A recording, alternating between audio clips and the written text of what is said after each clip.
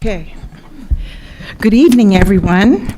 Welcome to the regular Township Council meeting of May 19th, 2026. We're so happy that you decided to join us.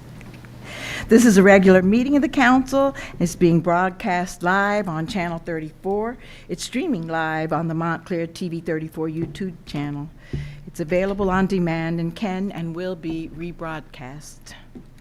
This meeting is called pursuant to the provisions of the Open Public Meeting Act. The meeting was scheduled in the revised annual notice of the meeting scheduled as set forth in Resolution R-26-064, adopted by the Township Council at the regular meeting of February 10th, 2026, advertised to the official newspaper on February 26, 26, posted on the township website and bulletin boards outside of the municipal building, and has remained continuously posted. In addition, a copy of the revised annual notice is and has been available to the public and is on file in the office of our township clerk. Please rise for the Pledge of Allegiance. I pledge allegiance to the flag of the United States of America and to the republic for which it stands, one nation, under God, indivisible, with liberty and justice for all.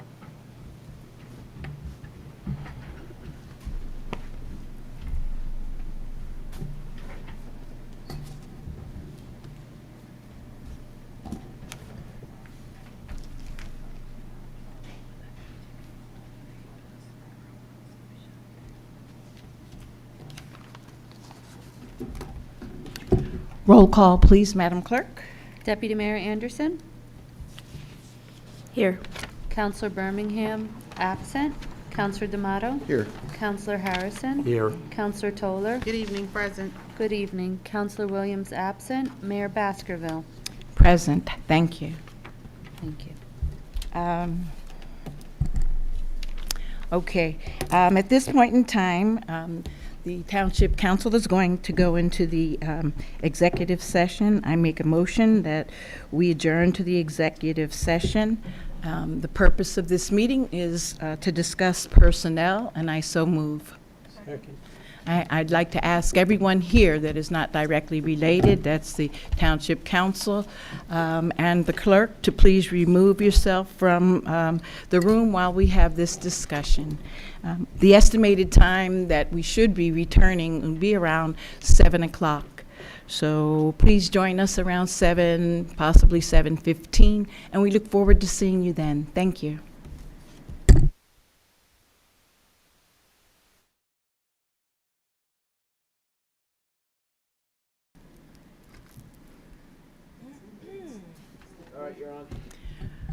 Okay, at this point in time, I'd like to make a motion that we exit the executive session and return to the regular meeting.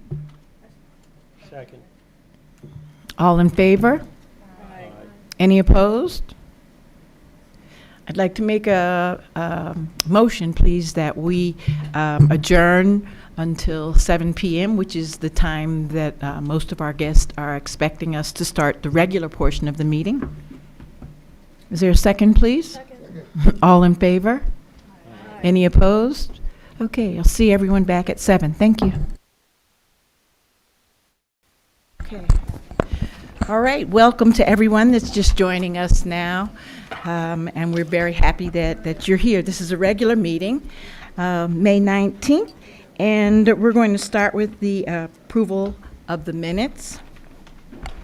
They have been presented to the council, the minutes of February 10th, 2026, February 24th, 2026, March 12th, 2026, March 17th, 2026, and March 24th, 2026.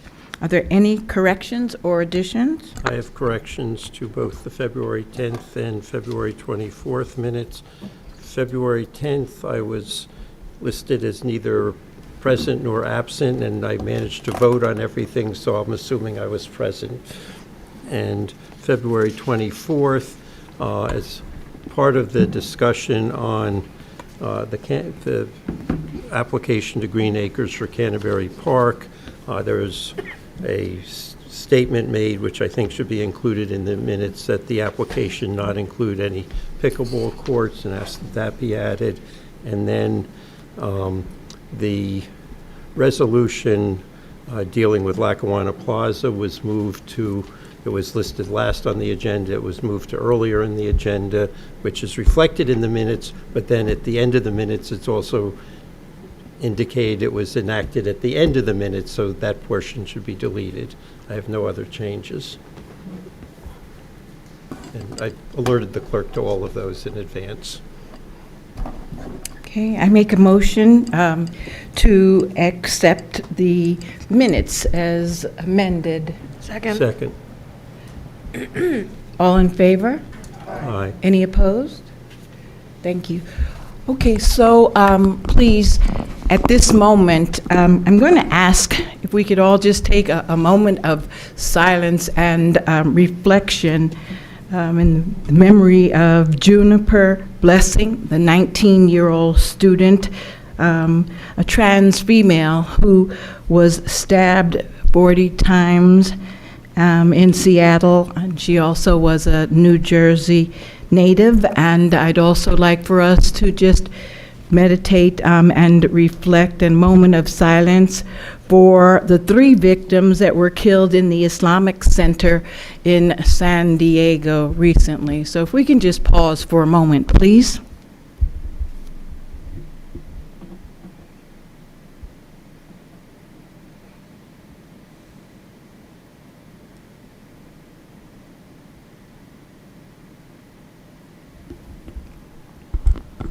Thank you very much. Okay, now we're going to go to the portion of the meeting where we read proclamations.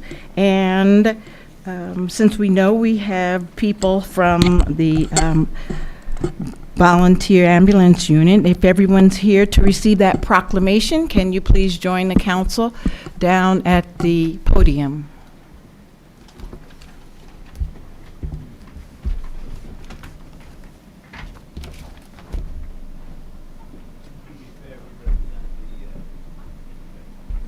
We represent the 100 Club, although I also represent the ambulance unit. I wear several hats in town.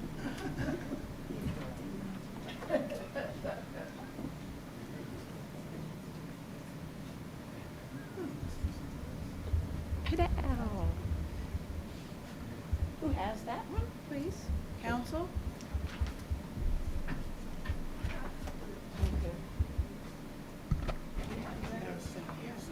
This is for First Responders Month.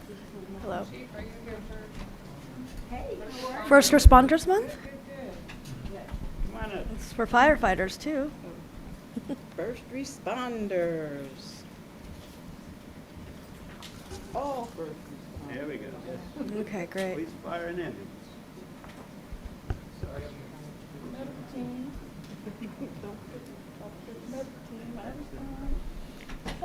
Okay, so I'm honored to read here the proclamation for First Responders Month, which started, I think, yesterday, a couple days ago. And as we all know, Montclair Township is served every day by a group of dedicated firefighters, police officers, and members of the Montclair Ambulance Unit, which is a nonprofit here in town and has been providing services for many, many decades. All of these dedicated workers, their professionalism, their courage, and steadfast service protect the lives and well-being of everyone who lives, works, and visits our community. And whereas these first responders willingly and selflessly place themselves in harm's way to ensure public safety, responding to emergencies with unwavering commitment, skill, and compassion.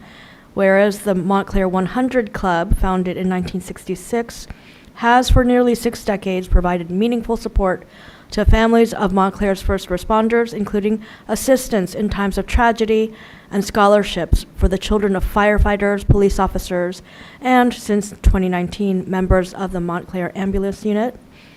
Whereas, founded in October of 1966, the Montclair 100 Club was the vision of 2 Montclair business people, Joseph Hahn, president of Claremont Cadillac, and Raymond Cannell, I hope I pronounced that right, a local attorney whose goal was simple yet profound: to unite business owners, professionals, and residents in support of those who protect and serve our community. And whereas the Montclair 100 Club continues to honor bravery, support families, and stand firmly behind the heroes who protect our community. And whereas May is recognized as First Responder Month, a time for the Township of Montclair to acknowledge and honor the courage, sacrifices, and invaluable service to those who safeguard our community. And whereas the 100 Club Community Service Award plaque in honor of former chiefs Edward A. Giblin and John W. Gardner, missing for several years, now returns this day in May, First Responders Month, to its rightful home at Town Hall. Bravo. Now let it be resolved that we, the mayor and council of the Township of Montclair, do hereby proclaim May as First Responder Month in the Township of Montclair and urge all residents to join us in expressing our heartfelt appreciation to all of our first responders for their unwavering dedication, bravery, and service. And we now proclaim May as First Responder Month in the Township of Montclair and urge all of our residents to join us in expressing our heartfelt appreciation to our first responders for their dedication, bravery, and service. Thank you all very much. Thank you.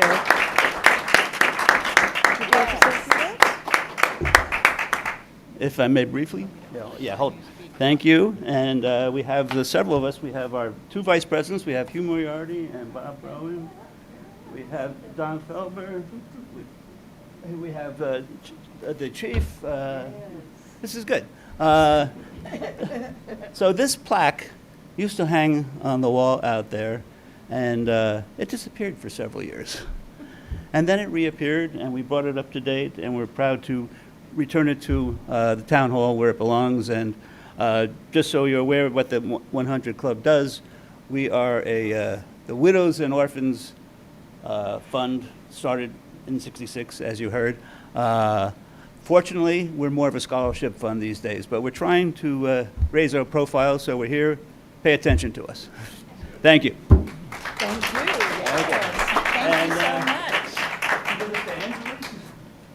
Yes. Thank you so much.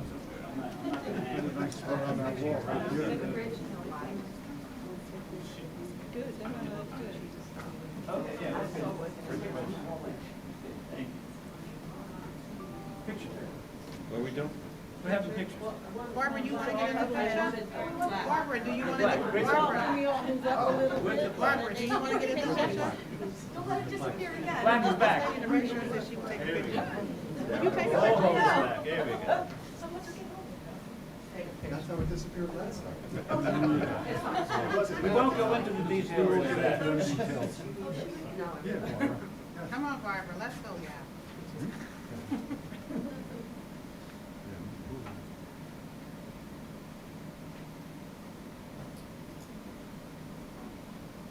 All right. All right. Thank you.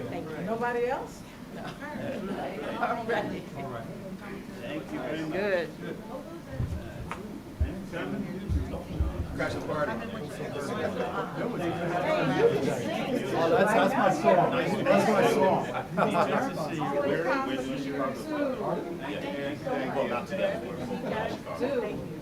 Thank you, thank you. Congratulations. Always, always, I appreciate it. Thank you. Thank you. Uh-huh. Next up, we have a proclamation for gun violence, please. So if you're here to receive that, Councilor Rahul Williams will do the honors. And thank you for being here. We're always happy, yeah, always happy. Yes, I would. Thank you, yes. Okay. I remember we had one of these with you and I in the snow.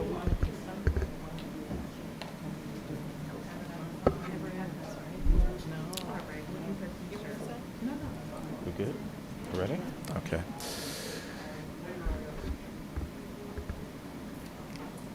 Good evening, everyone. So I'm going to read this proclamation for Gun Violence Awareness Day. Whereas every day Nearly 130 people in the United States are killed by gun violence, and more than 200 are shot and wounded, with an average of more than 19,000 gun homicides every year. People in the United States are 26 more times likely to die by gun homicide than people in other high-income countries. And whereas New Jersey has 442 gun deaths every year, with a rate of 4.8 deaths per 100,000 people, a crisis that costs the state $5.3 billion each year, of which $168.9 million is paid by taxpayers. The New Jersey has the fourth lowest rate of gun deaths in the U.S. And whereas gun homicides and assaults are concentrated in cities, with more than half of all gun homicides in the nation occurring in 42 cities, cities across the nation, including Montclair, are working to end the senseless violence with evidence-based solutions.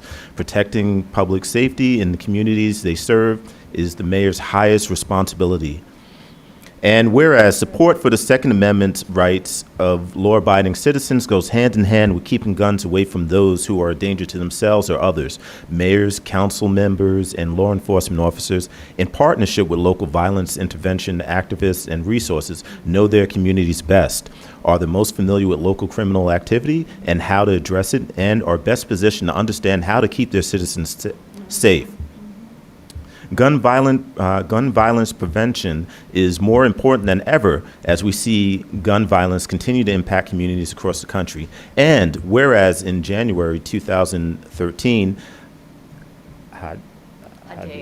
Hadaya Pendleton was tragically shot and killed at age 15. And on June 5th, 2026, to recognize the 29th birthday of Hadaya Pendleton, born June 2nd, 1997, people across the United States will recognize National Gun Violence Awareness Day and wear orange in tribute to Hadaya and other victims of gun violence and the loved ones of those victims. And whereas the idea was inspired by a group of Hadaya's friends who asked their classmates to commemorate her life by wearing orange, they chose this color because hunters wear orange to announce themselves to other hunters when out in the woods. And orange is the color that symbolizes the value of human life. And whereas anyone can join this campaign by pledging to wear orange on June 5th, the first Friday in June, to help raise awareness about gun violence. By wearing orange on June 5th, 2026, people across the United States will raise awareness about gun violence and honor the lives of gun violence victims and survivors. And whereas we renew our commitment to reduce gun violence and pledge to do all we can to keep firearms out of the hands of people who should not have access to them and encourage responsible gun ownership to help keep our families and communities safe. Now, therefore, the mayor and council of the Township of Montclair do hereby declare June 5th, the first Friday in June, to be Gun Violence Awareness Day, followed by Wear Orange Weekend, June 6th to the 7th. We collectively support the efforts of Moms Demand Action for Gun Sense in America, and we encourage all citizens to support local communities' efforts to prevent the tragic effects of gun violence and to honor the value of human lives.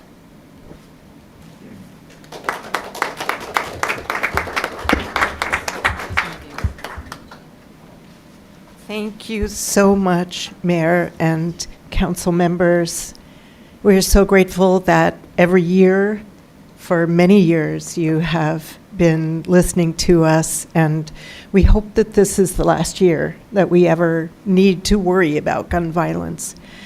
My name is Melissa Schaefer. I'm a longtime Montclair resident, and on behalf of Everytown for Gun Safety and Essex County Moms Demand Action, we are very grateful to you for your support for gun violence prevention in Montclair. And we're wearing orange again this year, and we invite everyone to wear orange on June 5th. We have ribbons if anyone wants to wear a ribbon, because the statistics that you heard in the proclamation just tell some of the story. We hear the news when the violence is particularly horrible, but it happens every day in our nation. And for those of you that are here and those of you that are listening at home, if you have children, you know that they practice lockdown drills in school. But I wonder, what are the deeper effects of practicing lockdown drills and what kind of a world teaches 3-year-olds to lock doors, turn off the lights, get away from the windows, cram into a tiny space, and remain completely silent, as I did with 3- and 4-year-olds when I was teaching a music and theater lesson at a preschool last year. And we were in a preschool bathroom that was about the size, it was about 3 feet by 3 feet, and there were about 20 of us in there, and no one made a peep. So no matter what your political views, your support for gun violence prevention is so important. And there are many more guns on our streets than ever before. New Jersey, as you heard, has always had strict gun laws and correspondingly low levels of gun violence. But since the Supreme Court decision in 2022, the Bruin decision, just about anyone can obtain a concealed carry gun permit. So I'm going to give you just a few numbers, please, if you allow me. In about the 3.5 years before Bruin, there were about 1,548 applications for concealed carry permits approved in New Jersey. And since then, 105,000. So we went from about 1,500 to 105,000 permits in this year. In Essex County, the number of permits went from 426 to 6,080. And actually, that's last year's statistic. The numbers are higher. New Jersey has lost $35 million in federal funding for community violence intervention programs. There are some really great ones in Newark, and they're struggling to stay afloat, and they're crucial for this work. There is a push in Congress right now to establish a national reciprocity law, which would require every state to respect the concealed carry eligibility standards of all other states. So the residents of the 29 United States that have done away completely with any licensing or training requirement would be allowed to carry a concealed weapon in New Jersey.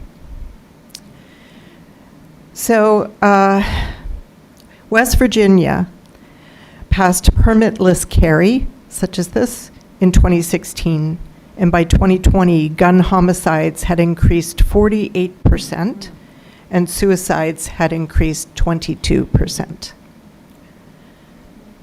We shouldn't have to live like this, and that's why we educate and we advocate for gun safety through programs like Wear Orange and safe storage programs. For about $60, you can get a lock case to store your gun with a combination so that children or teens or, someone having a bad day can't get to the gun.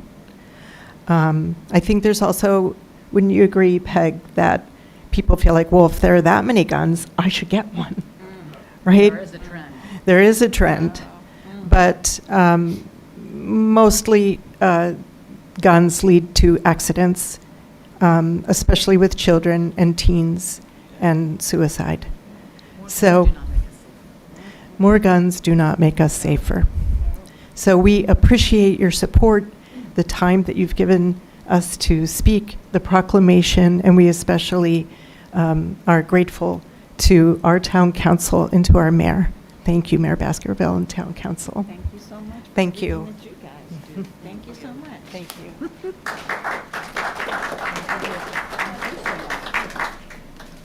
Do you have anybody that want to take a picture? We would hang out up here for you.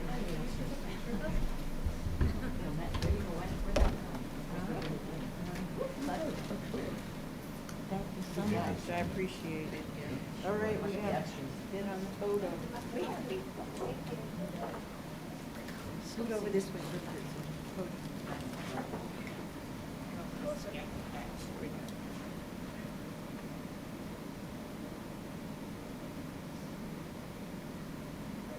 Thank you. Thank you guys so much.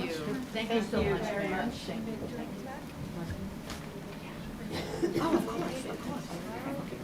All right. Thank you. Thank you guys so very, very much. The final proclamation for today is honoring Pam Scott.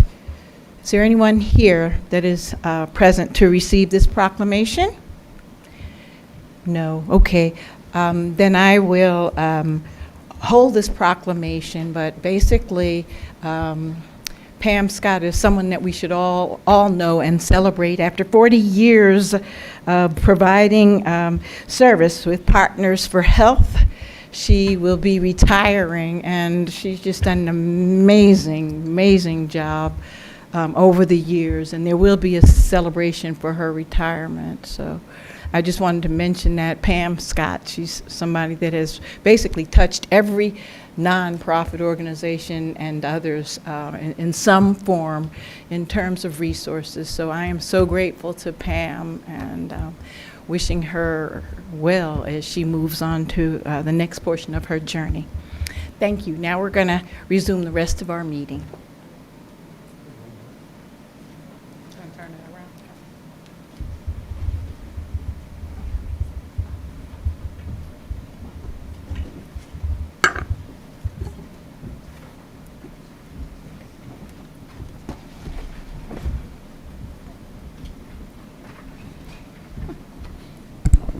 Okay, the next portion is public comment, and I hope everyone that wishes to, thank you, to speak signed here. And so we're going to ask, please, that you limit your comments to 3 minutes, that when you come to the podium, please give us your name. And if you're going to speak on a pending ordinance, we would ask, please, that you wait until we have the discussion on that pending ordinance to share your comments with us. God bless you. And you have 3 minutes if you're coming for a discussion of an ordinance item. And if you're coming to share anything that you'd like to with us, we will be happy to hear from you, and we're thankful that you would take your time to come. Okay. Siegel, please. I want to speak on an ordinance. Okay, thank you. Payne.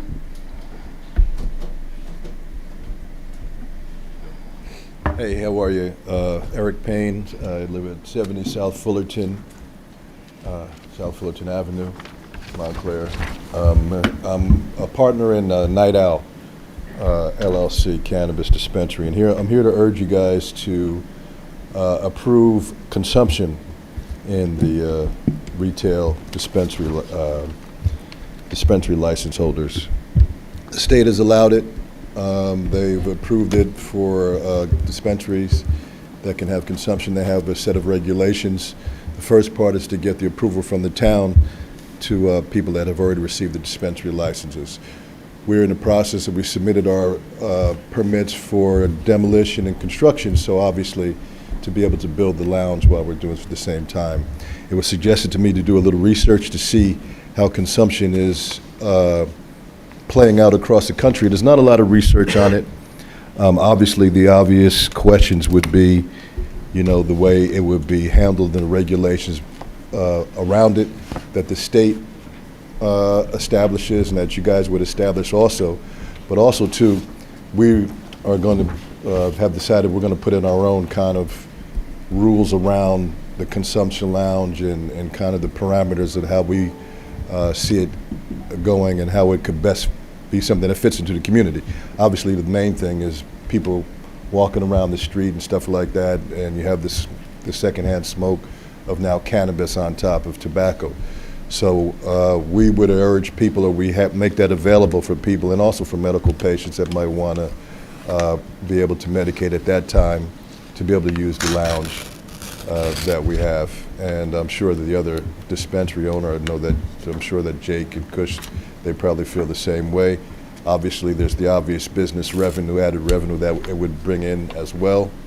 And with us, where we are in town, we look to engage, obviously, the restaurants and a lot of the eatery places where we would encourage, and you can have the state regulations where you can order food in. So we obviously would encourage, the restaurants around us, if people wanted to order food in. We don't anticipate it being a thing where people are going to be hanging out for hours. We're not going to we would discourage that. But also, too, in terms of the chefs around town to have infused, now there's a big thing to have infused items and things like that, and a lot of gourmet chefs are getting into that and having, their line of edibles and things like that. So I would urge you guys to consider that, and also, too, to consider, the expanding the zone, the commercial zone where you have cannabis, because, we're all three in that corridor there, and to give all of us the best opportunity for success. If it could expand it, maybe think about uptown or other places. So that's all I have. Thank you. Thank you for coming. Next guest is Lynch, please. Ordinance, thank you. Grayson?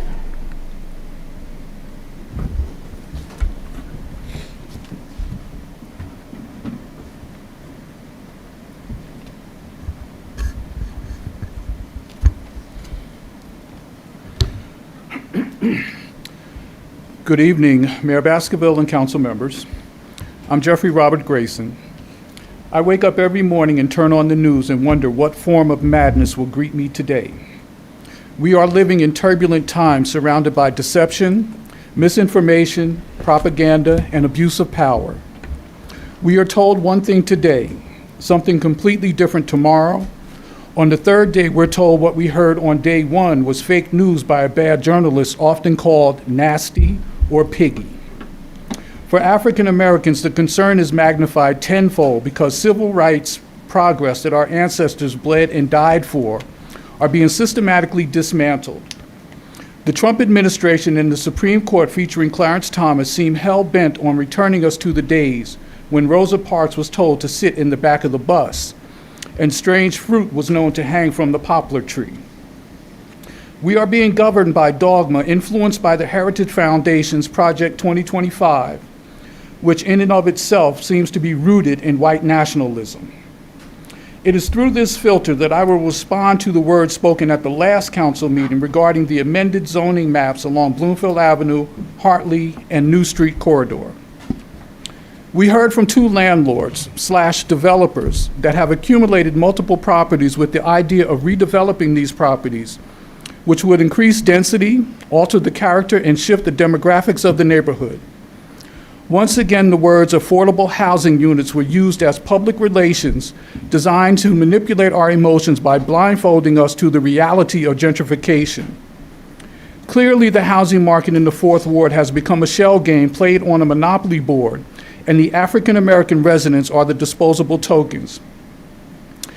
We heard the usual word salad from councilors feigning concern and empathy for the Fourth Ward community, then voting the exact opposite to what that empathy called for. We even heard Fourth Ward housing equated to hot dog stands. Has anyone ever heard of homes in Upper Montclair symbolized as hot dogs? There was even a golden opportunity for a councilor to vote in support of a community that initially had high hopes for him. Instead, he chose to abstain from showing any solidarity with that community. The Montclair Master Plan has become a runaway train that has gone off the rails. You have residents saying, pump the brakes because you're doing too much. You have others saying, keep building, just don't build it in my block, put it on the Fourth Ward. I want to thank Mayor Baskerville, Councilor Toller, Councilor Harrison, and Councilor Birmingham for your yes votes to amend the zoning map in this section of town. Thank you for showing us that there is still room in Montclair for compassionate thinking and empathetic action in a town that has been consumed by hyperdevelopment and the steady economic displacement of its African American residents. Thank you. Okay, the last guest that I have on the clipboard is Brian. Ordinance, okay. Thank you.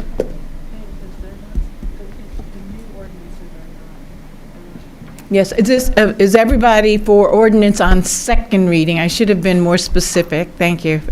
Ordinance. But I didn't let them know it's just for the ones that are on second reading. Okay, all right, good. Thank you, thank you. Okay, so we're ready to move on to the pending ordinances on second reading.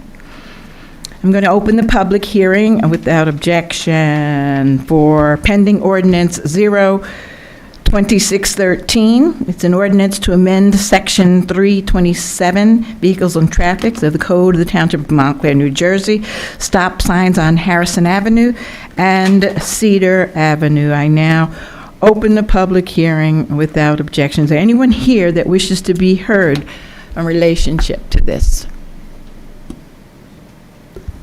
I'm Ann Lynch, and I live at 77 Cedar Avenue on the corner of Harrison and Cedar, and I can't say how happy I am to hear that you guys are addressing this. I've been asking for regulation of that intersection for probably 9 years, and I've only lived in the corner for 11. I've had a car on my lawn. This past year, I had my fire hydrant taken out by a car and the fire hydrant thrown across my lawn. This year, I've had my tree hit by a car. I've had the telephone pole hit by a car. I have incessant honking at rush hour every single day because no one can make that left, and people make dangerous turns because they get an opportunity to move on a very difficult intersection. So I have people right behind me as I'm trying to turn in my own driveway. So it is a disaster of an intersection, and I've seen so many relatively peaceful intersections getting four-way stops, and our intersection needs it more than any place else in the town, and I urge you to go ahead with it. Thank you. Thank you very much. Is there anyone else who wishes to be heard on this ordinance? Please come.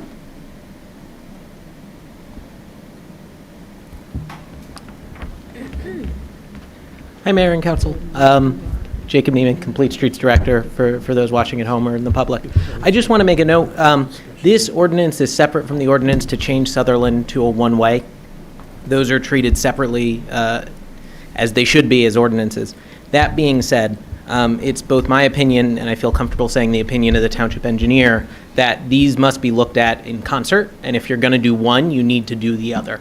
And so if the stop sign is something that's going to go ahead, wonderful. It has to be paired with that one way at Sutherland to ensure that the intersection can continue operating safely. The intersection at Sutherland poses a lot of difficulties from a visibility perspective that would make it really difficult for anyone in the intersection, whether on Harrison or Cedar or Sutherland, to be aware of a vehicle stopped at Sutherland, or for a vehicle stopped at Sutherland that's obeying the law and at the stop line to see any of those vehicles elsewhere. So I just wanted to make sure to note that before you voted and if you had any questions. But thank you all. Thank you. Is there anyone else that wishes to be heard on that ordinance? Okay, without objection, I'm closing the hearing on that portion, and council, you have an opportunity to speak on this. Councilor Toller?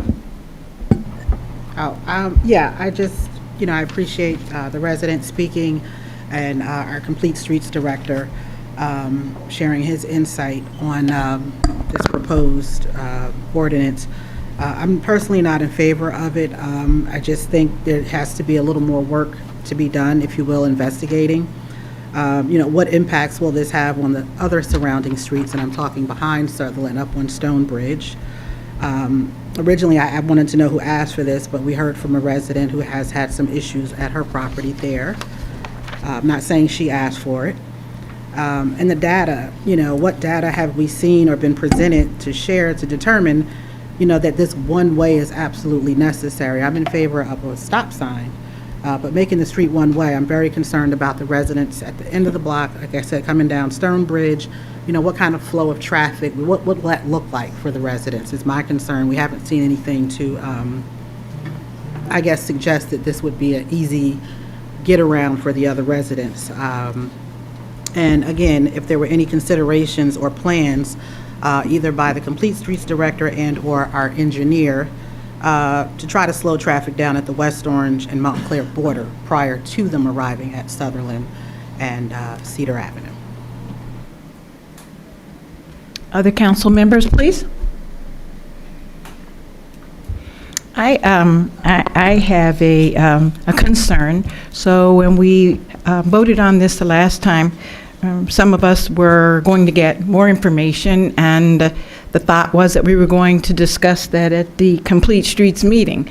So we had a very robust discussion at the Complete Streets meeting about that very area. And in fact, we saw what I thought was a very wonderful option for traffic calming and keeping people safe in that area.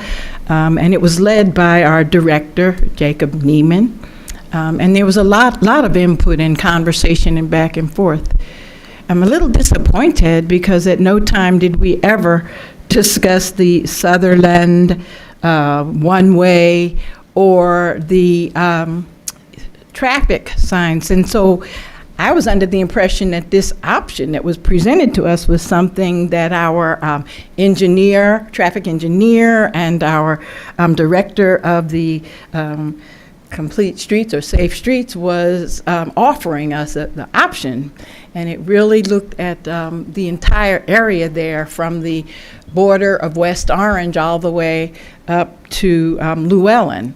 So I would have liked to have had more conversation or some input or any conversation about the Sutherland and the traffic lights if we were going to move forward with that, right? I thought it was like, okay, we're offering you guys something that we think is better.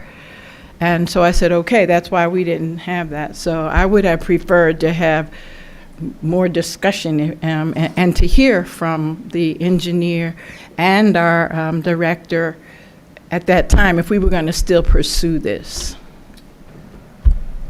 Deputy Mayor? Yes, so I remember that part of the meeting, and I believe we're talking about different ideas, including a traffic light, but I think the end result was that it was determined that it would not be an option at this point. I mean, I would invite Mr. Neiman to come back up to verify what the actual outcome of that discussion was. But, we were presented with a report from the engineer about this area and the data on which, these proposed actions were based. 7 reported traffic incidents within the span of 3 years is not insignificant. At this particular intersection that we're talking about, Harrison Cedar, it's, by a school, right? There's a park there, there's a lot of pedestrian traffic there, and there is, speeding that we know about. It was discussed that Sutherland does need, we can't have another stop sign there because I think it's only within a couple of blocks, right? So I don't recall that we were saying that a traffic signal. No, if you're responding to me, I'm going to just help you, and maybe I didn't make myself clear. I'm not talking about a traffic light because I don't recall that we had that either. I'm talking about the discussion that we had about going all along the eastern side of Harrison Avenue, all the way down from the West Orange border all the way up, and allowing absolutely no parking on the eastern side of the road and a lot of other things. So no, this wasn't, I remember what you remember about that, but I'm just talking about when we had this plan. So now is it thinking that we're going to do that plan plus the traffic plus the Sutherland? I'm just trying to figure out now what you think would be the best, because I thought you were offering us that other plan. So the plan that was discussed at the most recent Complete Streets Oversight Board meeting was focused on traffic calming. A stop sign is a mechanism for traffic control. Okay. They're often seen kind of interchangeably, but they have different goals and purposes. Traffic control, much as the word control sounds like, is designed to take control of an intersection and cause people to act in a certain particular way, direct them what to do, right? A stop sign directs you what to do, to stop. It controls that intersection. And you would look for traffic control. A traffic signal is another version of traffic control.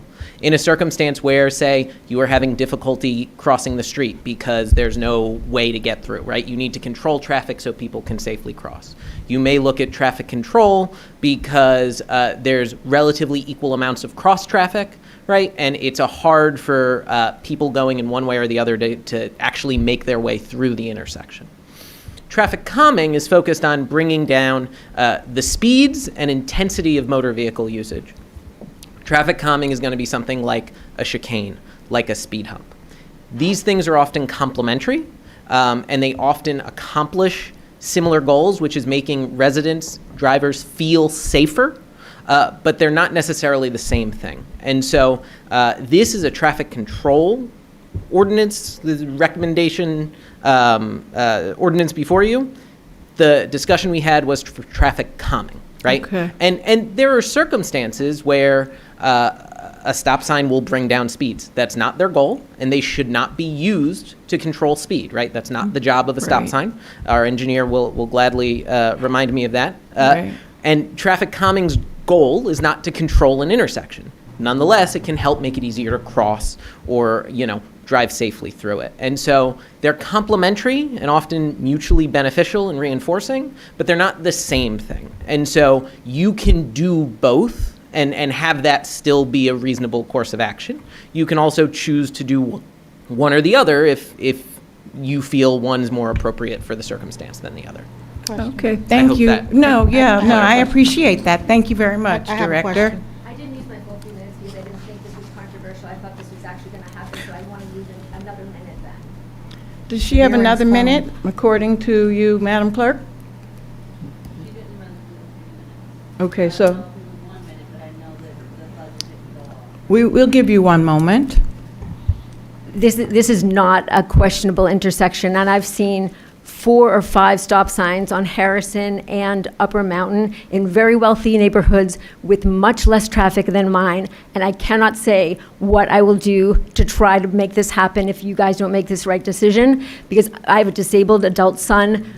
That is not the point, because it's a danger for everybody. Sutherland has 1/1000th the traffic that Cedar does. It's so not comparable. I can't even tell you. I walk in the wealthy neighborhood all the time because it's so peaceful, because there are no cars there. Nobody drives through there. No one uses it as a cut-through. Everybody uses Cedar. Everybody does. I'm telling you, I could take pictures. Every day they're honking. I come out with my camera to take pictures as there are 15 cars back down the street. There's no comparison. And if you guys do not do a 3-way stop here, I will go crazy with papers in the town and the disabled son thing and the car on the lawn and the fire hydrant. So you must do the right thing. I will absolutely not take this line down. Absolutely not. Okay, are there any, well, we closed that portion, so that was really being very generous and kind to you, so thank you, because we had already passed that public hearing portion. Council members, are there anyone, let me just see, and then I'll go this way first and then come back. Councilor Birmingham, please. I think it was like a few weeks ago, we made another street one-way, Linden, I think. I don't think we were given data. I assume, I did hear from neighbors that they didn't feel like they were fully informed, but my sense is like that we're doing this on your recommendation and this is how others have been done. I guess I'm just. Yeah, so the Linden Avenue was in the process as I started, and so I can't give as much context or detail on that. I don't know what exactly came before you for that process. What I can say is what Norberto, the township engineer, completed was essentially a stop sign warrant. We talked about this at the oversight board meeting. I'm sorry, a stop sign what? Warrant. We talked about this at the oversight board meeting, and basically what a warrant is in this circumstance is something that says, are certain conditions met that would warrant the installation of a stop sign? It doesn't mean you must, it doesn't mean you must not. It provides a structure and a rubric for understanding, is this an appropriate intervention?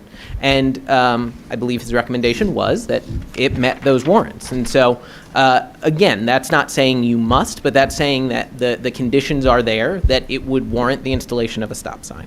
And the installation of the one-way is directly tied to the fact that without a stop sign, a car that is properly stopped at Sutherland going eastbound would not be able to see or be visible to anyone else in the intersection. This intersection is challenging because it's not a square intersection. It's a bit of a dogleg. And because of that, the sight lines are a lot more challenging. added to the sightline challenges is there's a residence with a very large stone retaining wall. It's gorgeous, but it does make it difficult to see. And so that is an added level of complexity. Beyond that, the location of driveways in Firehouse number 3 mean that the stop sign on Harrison going southbound has to be placed at some remove from even the Cedar Avenue portion of the intersection. And so you've got a series of particular challenges that mean if you're going to do a stop sign, the Sutherland would need to be one way. It just is not something that would safely function without those being done in concert. Thank you. Council members? I just had another question. Yes, Councilor Toller? Sure. So to answer your question about Linden Avenue, what was presented to us, the answer was nothing. It just showed up one day. There was no presentation. There was no report given to the council in advance. It just showed up. So just want to put that on the record. I heard that the deputy mayor stated that a report was presented. Do you have a copy of that report? Because I don't recall seeing anything. She said something was presented by the engineer or your That's the Complete memo that Streets. we got with the ordinance the last meeting. Well, that's a memo. I'm looking for a full report, you know, the data that says, and can you maybe answer this, Jake? By making a street one-way, how does that stop people from driving and speeding down Cedar Avenue? I'm just trying to really understand how that's going to slow everything down. Because I don't know, I'm asking, because you're saying you're going to make Sutherland a one-way, right? That's the suggestion, that's Right. the ordinance So, but if the that's... concern is the traffic up and down Cedar, how does a one-way off of Cedar slow people from speeding? Harrison, stop people from speeding up and down Harrison, if the street off of Harrison is one-way? I'm just trying to get a better understanding. So the change to make Sutherland one-way is not intended to address a speeding issue on Harrison Avenue. Oh. The change to make Sutherland one-way is necessary if a stop control is implemented at the intersection of Harrison and Cedar. So you said And- if a stop patrol, is there going to be one implemented? Is that something? That's a that you're- decision for you all, That's what the we mayor and vote council, tonight. as to whether a stop sign is appropriate for the intersection. And my professional opinion and the opinion of the engineer as laid out in that memo is that if you are going to put in a stop sign at that intersection, it must be paired with the one-way on Sutherland. So what a stop sign, well, you said must be paired because you're saying every one-way it leads to a stop sign. That's a law, is that a rule? Is that what you're suggesting? No, sorry, the must So we was could in... put a stop sign instead of making this a one-way?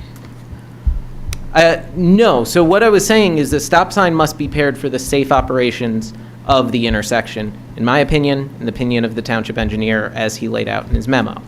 Those should be done together because it would not be safe to have eastbound traffic on Sutherland attempting to use the intersection when they are not able to see other drivers in vehicles and when other drivers at Cedar and Harrison are not able to see them. And do you know if the engineer's report, memo, specifies or talks about the other streets behind? I'm just trying to understand the flow and the ease of traffic by making Sutherland one-way. The other people that live in the neighborhood, how does this affect their getting around? It will presumably have an effect. Sutherland and Stonebridge are relatively lightly traveled streets. I believe there's plenty of capacity to handle any change in traffic patterns. And especially the fact that right nearby is Graham Terrace. It's very easy to go up Sutherland, or if you're leaving Sutherland, go up Sutherland to Stonebridge to get down to Graham and return to Harrison Avenue. You can also go to Stonebridge and get further And north. Sutherland Terrace, there's a family with a disabled person. Has any communications happened with that family yet? Sorry, repeat the question? On Sutherland Terrace, there's a family with a disabled adult. Has any communication happened with that family yet? If you're one-way Sutherland Road, have you had any conversations with the family on Sutherland Terrace that has a disabled person that lives there? How will this impact them for a van picking them up, any emergency vehicles, et cetera? I'm just wondering if any communications have happened with that family. I'm not sure what communications may have happened. I've not personally communicated with them. Okay. So we still need to calm the traffic on Harrison. So, right, calming traffic was discussed at the Complete Streets Oversight Board meeting. What's being discussed here is a traffic control device and a traffic control intervention.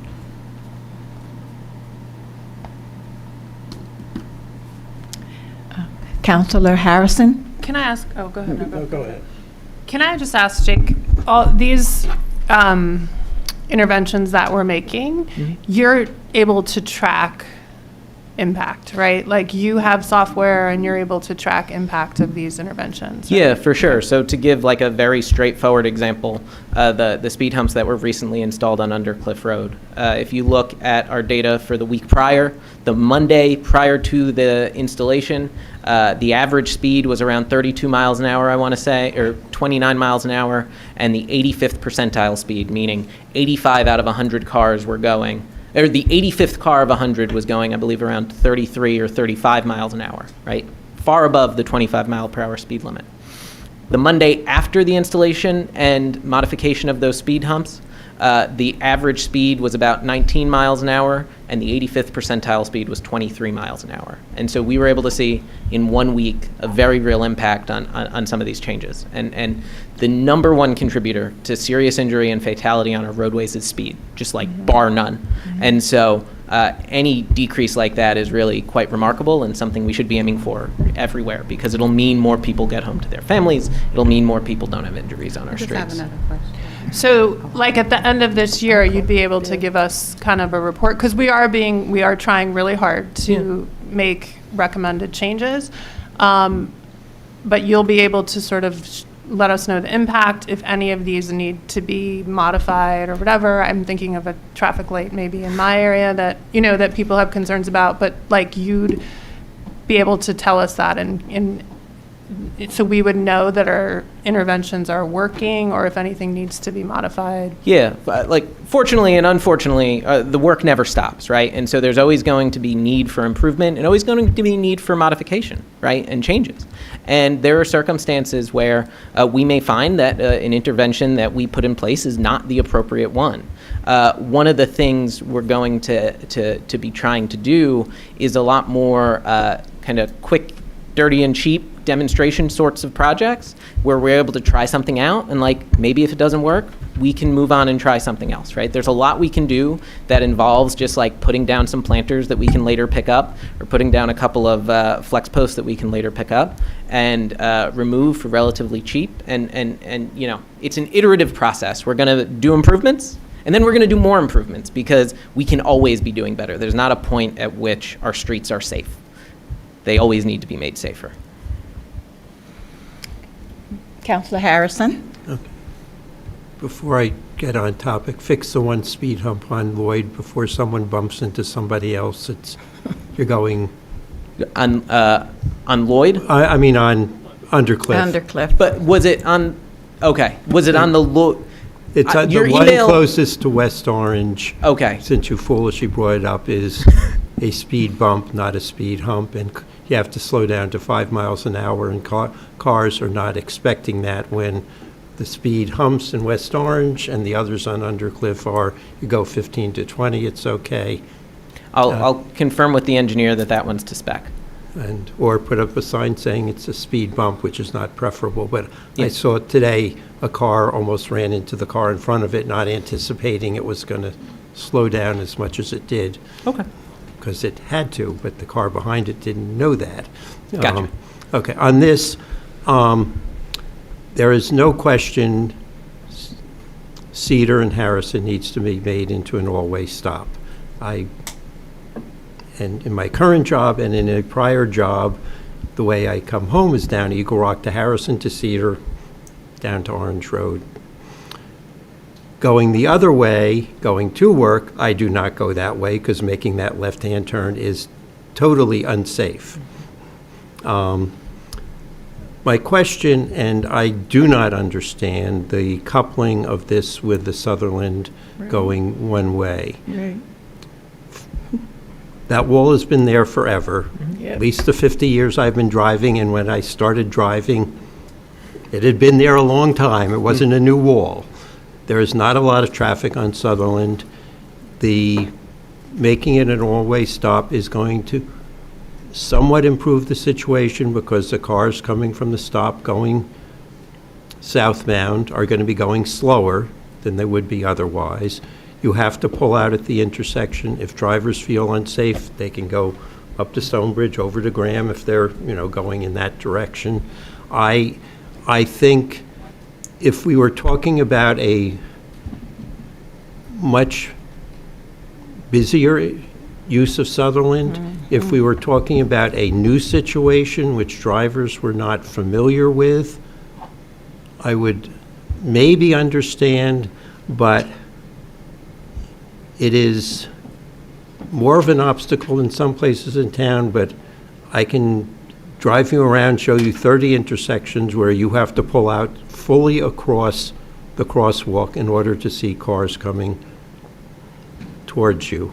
I just don't see it as being unique. I think, and as you brought out in answering Councilor Birmingham's questions, we now have the ability to monitor what's going on, and I think let's get the all-way stop, because that should have been done a long time ago. And I'm glad, in recent years, this council and prior councils have been moving forward on all-way stops and a variety of other measures to control speeds in town.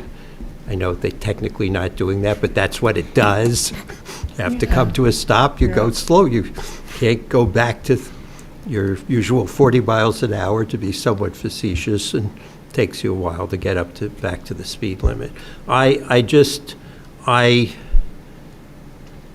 Yes, you're totally solving the problem if you don't let cars use that intersection, but I don't know that the problem is big enough to warrant that dramatic change for those residents on Sutherland Road. The only thing I'll say is, on principle, I can't condone designing an intersection in such a way that the only safe way to get through it is to pull into the crosswalk. And so that's where it comes from, right? Is that something we do as drivers all the time because we want to safely enter an intersection? Yeah. Can I condone an intersection that's designed with that being the intended way to handle the situation? I can't. And if it was a new situation, I'd absolutely agree with you. And if it was a more heavily traveled road, I'd agree with you. But you're talking about a couple of vehicles an hour at most. But I'd like to just state that I agree with everything that Councilor Harrison said here, and I am really very much not in favor of the one-way at Sutherland. And every time we have this discussion, for some reason, people feel like they want to talk about Linden. And so I now feel as though I need to let anyone that's listening know that Linden was not a new situation. At least for 10+ years, Linden has been getting attention. And just like, you said sometimes we try this, we try that. We started with a crosswalk change one spot, then another crosswalk, another spot, then a type of a sign. That didn't work. And there was nothing over the last 10+ years that was able to make the situation better, so that people would not go in a way that they would have, a near miss with people with their babies and carriages. So it's not as though this came up and then a month later we had a one-way sign. It's over 10 years and many different things that we tried. And so, as our Councilor Harrison said here, I would be in favor of the stop signs without the southern one way, and then trying to see how that turns out. Sometimes you do have to go through many iterations of something to get things straight, just like at the one that I always talk to you about at the Irving High and Orange Road, right? That's another one that we've been dealing with for a very long and trying things. And so I don't think that this is a situation where I would be in favor of, throwing everything out there at one time. We talked about the stop signs, which seem as though they're necessary. Then you also told us about a whole plan to put a bike lane and, for a different situation, but all in that one thing. And so I would like to see if we can stop with the stop signs and then move forward with the great plan that you had for the calming in the area, and see where we are, and then reassess. Mayor, Councilor. I have a question. Okay, Councilor Toller, and then Deputy Mayor. Sure, thank you. I'm just curious, you said take control of traffic. is you use traffic calming measures, is that correct? Take control of traffic, and then you said it directs you on what to do and how to act. Is there any other ideas, suggestions for this intersection that you would recommend besides the one-way? I mean, you mentioned Linden Avenue.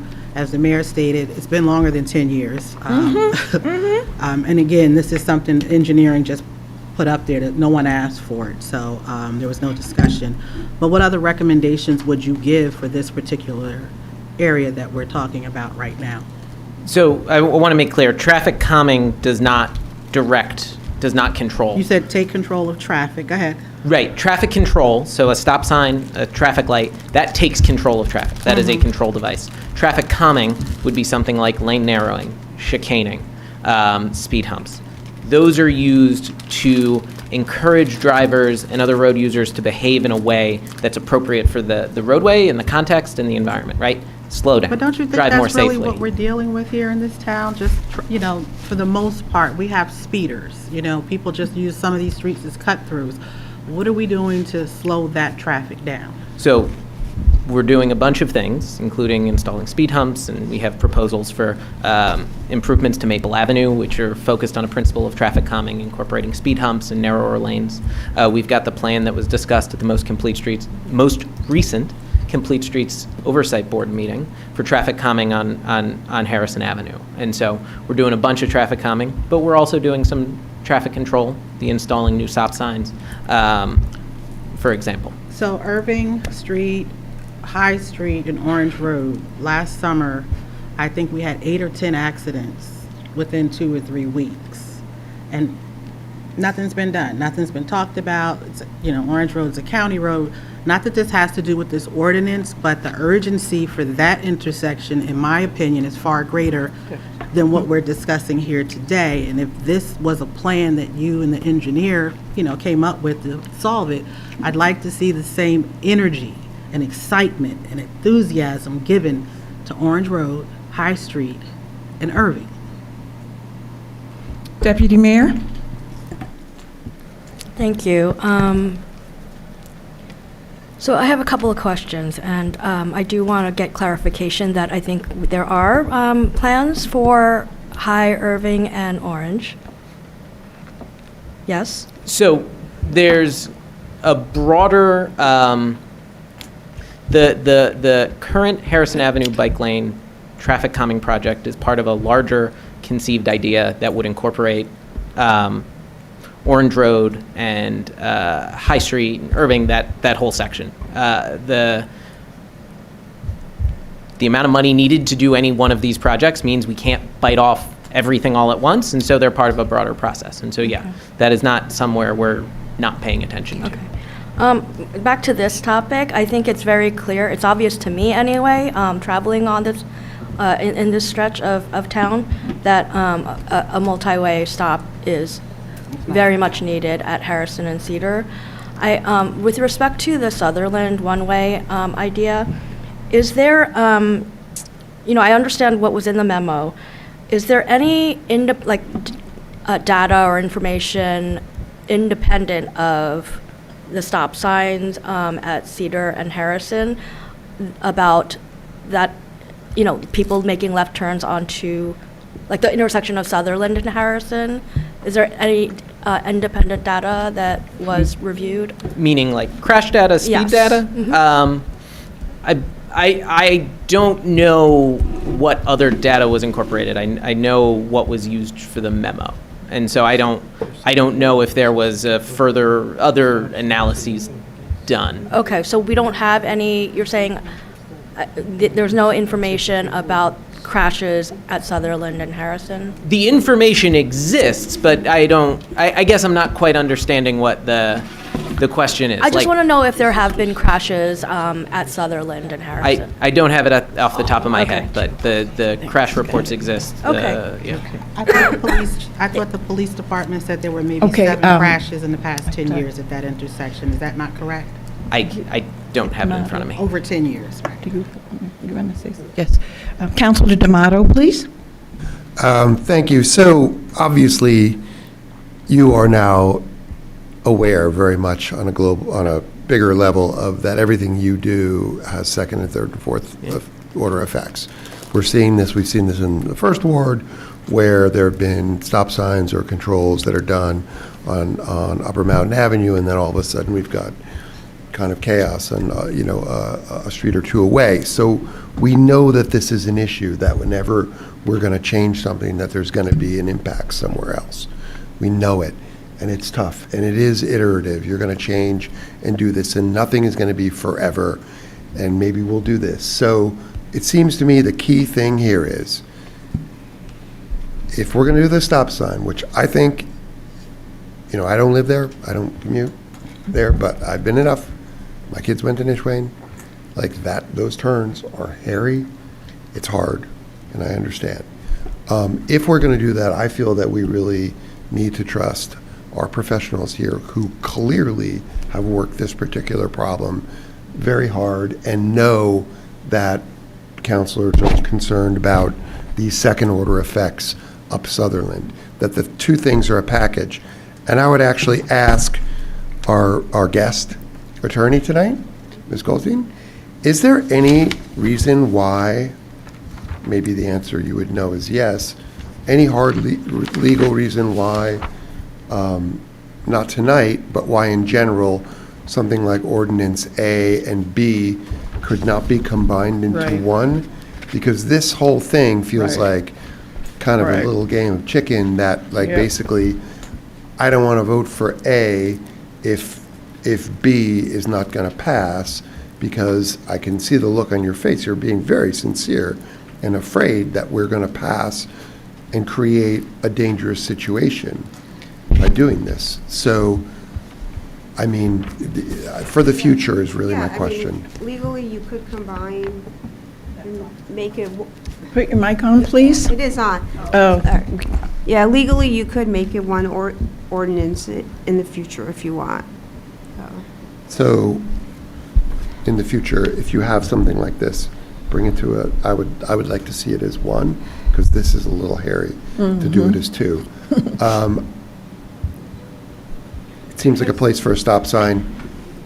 It seems like if the impact of the one-way is so catastrophic, we could, in the future, if the calming is so good, then we could reverse it.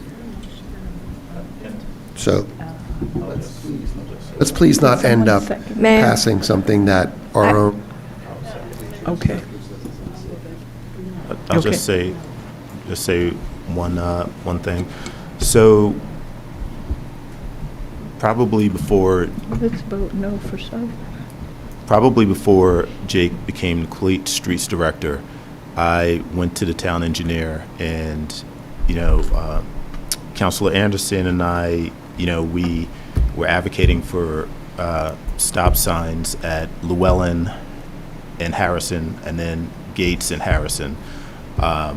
And then Councilor Toller and I, we advocated for a stop sign at Hawthorne and Gates. And this particular one I advocated for because, when meeting folks in the area, it's a dangerous intersection. And so I asked the town engineer for a solution. And this was the solution that he presented. The first solution that he presented was to create a one-way on Sutherland and Graham, creating a horseshoe, not dissimilar to the horseshoe that's on the Brookwoods, right? So you go east, up Sutherland, Stonebridge, and down Graham Terrace. And he wanted to present an ordinance in October of last year to put it up for a vote.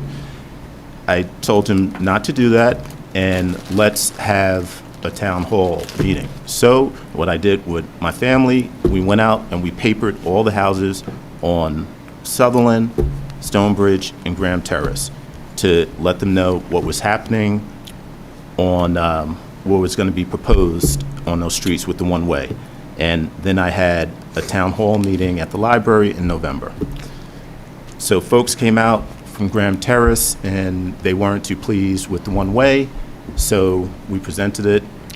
Jake was kind enough to look at it again and made a suggestion, and the suggestion was to leave Sutherland, because Sutherland is really the problem here when you're coming, eastbound on Sutherland, entering Harrison Avenue. That's really the problem. Whether it's 10 cars and one car, you only need one car and another car going the opposite direction to have an accident. So after that, some period of time passed, and we started the process again in March.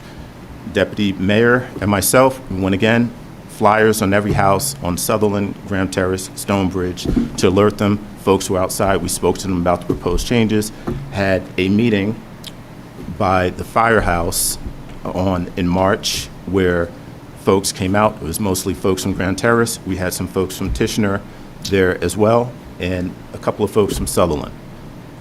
Now, the folks for Graham Terrace were happy. Just in general, everybody wants to see the speed on Harrison slow down, and everybody was in favor of the stop sign. Was there 100% consensus on the change for Sutherland? Absolutely not. There's not 100% consensus on anything, on most things, rather. Now, we're faced with a choice here. We have our professionals here telling us that in concert, we have the best chance to reduce accidents, have better control over this intersection here. And I also have people that are emailing me saying, hey, this part of town needs some attention because the other part of Harrison is getting all the attention, and I can't cross the street with my children to go to school, and it's very scary. So what I'm asking for is from my counselors here for your support in protecting the well-being of the folks that live in this area. Thank you. Okay. Was there a there a movement? No. I just want to add to one thing. Did you have something? Counselor Toller, did you have? Councilor Okay. Birmingham was first. Go ahead. I'm just doing a straw poll to make sure we have 4 votes to make Sutherland one way. No, I just wanted to add that, Why do we have to do a straw poll? Because I'm not going to vote for this unless Sutherland goes one way. I'm not, because it's Oh. the basic principle of always stops that always have to be visible. And you can't depend on people being familiar with the road. It doesn't make sense. Okay, no, I just didn't know what you were Yeah. doing. I know that's not something that we I just normally wanted do, is a straw poll during a meeting, but. I just wanted to Counselor say- Toller. Sure, no, it's fine. I know that the engineer's recommendation to make this a one-way, I just wanted to say that when he did Linden Avenue, he had to go back and fix it because it's not working properly. So that's why I asked if there were some other options for Sutherland, because he went out, made Linden one way, the residents are very upset, et cetera, and the traffic, it's not making the traffic flow properly, so it has to be fixed. That's why I asked if there was another option besides making Sutherland a one-way. Okay, is there a movement for the pending ordinance 0-26-13? I move pending ordinance O-26-14. Second. I'm sorry, you said 14, we're on 13. 13. Sorry. Oh, yeah, sorry, yes. I move ordinance O-26-13. Second? Roll call, please. Who seconded? Yeah, I thought you did. Yeah, okay. Madam Clerk, please. Deputy Mayor Anderson? Yes. Counselor Birmingham? Yes. Counselor D'Amato? Yes. Counselor Harrison? Yes. Counselor Toller? No. Counselor Williams? Yes. Mayor Baskerville? No. Okay, so now we're going to move on to pending ordinance 0-26-14. I am going to open the public hearing without objection. So is there anyone here present now who wishes to be heard on the ordinance to amend Section 327, Vehicle and Traffic of the Code of the Township of Montclair, making a one-way on Sutherland Road? I know we've had a lot of conversation on that already, but please, if you're here for that, please come forward. We'd like to hear you. Good evening, Levi Siegel. Good evening. Live in Ward 2. So about a year ago, this council passed the Complete Streets policy, and the goal of that policy is it establishes the Complete Streets Department whose job is to make recommendations to the council on very explicitly how to make streets safer, right? Section 1A of that, of the policy says, first, all streets safety, eliminate all road fatalities, significantly reduce crash severity and injury, improve personal safety by prioritizing safety improvements for people walking, biking, and other mobility devices. And so, yeah, the job of the Complete Streets Department is to make recommendations. Both of these ordinances are recommendations that the engineer and the director have selected as the best options to do immediately.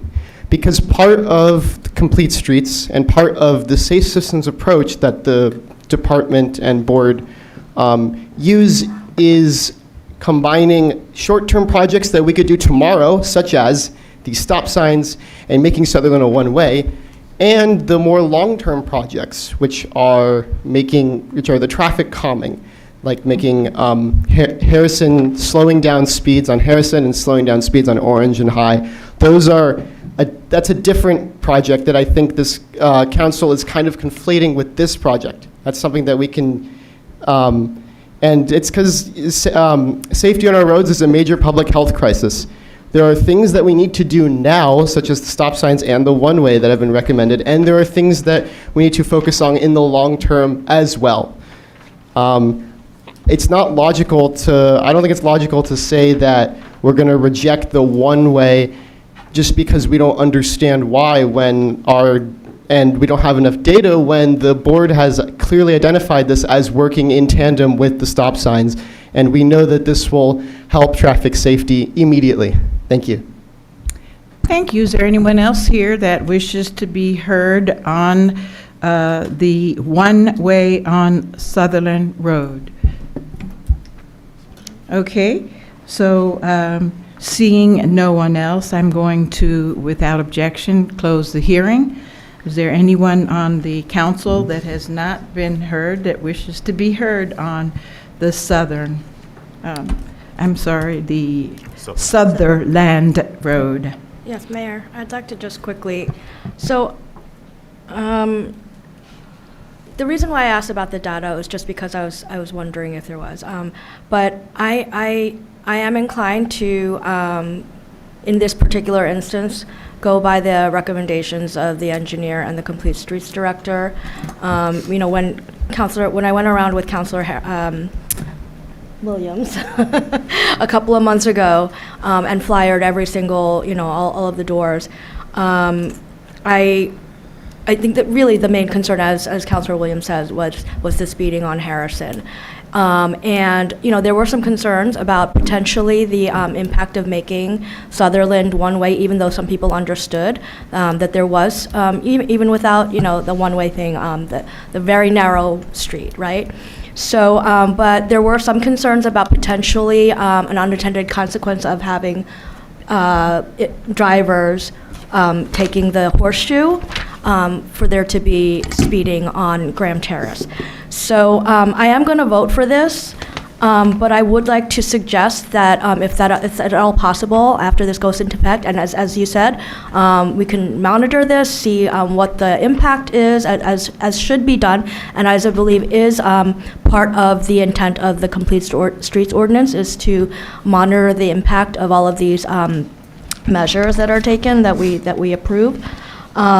And see if there is a resultant speeding problem on Graham Terrace after this is done. So Okay, I'd like to make a motion that we pass the pending ordinance 0-26-14.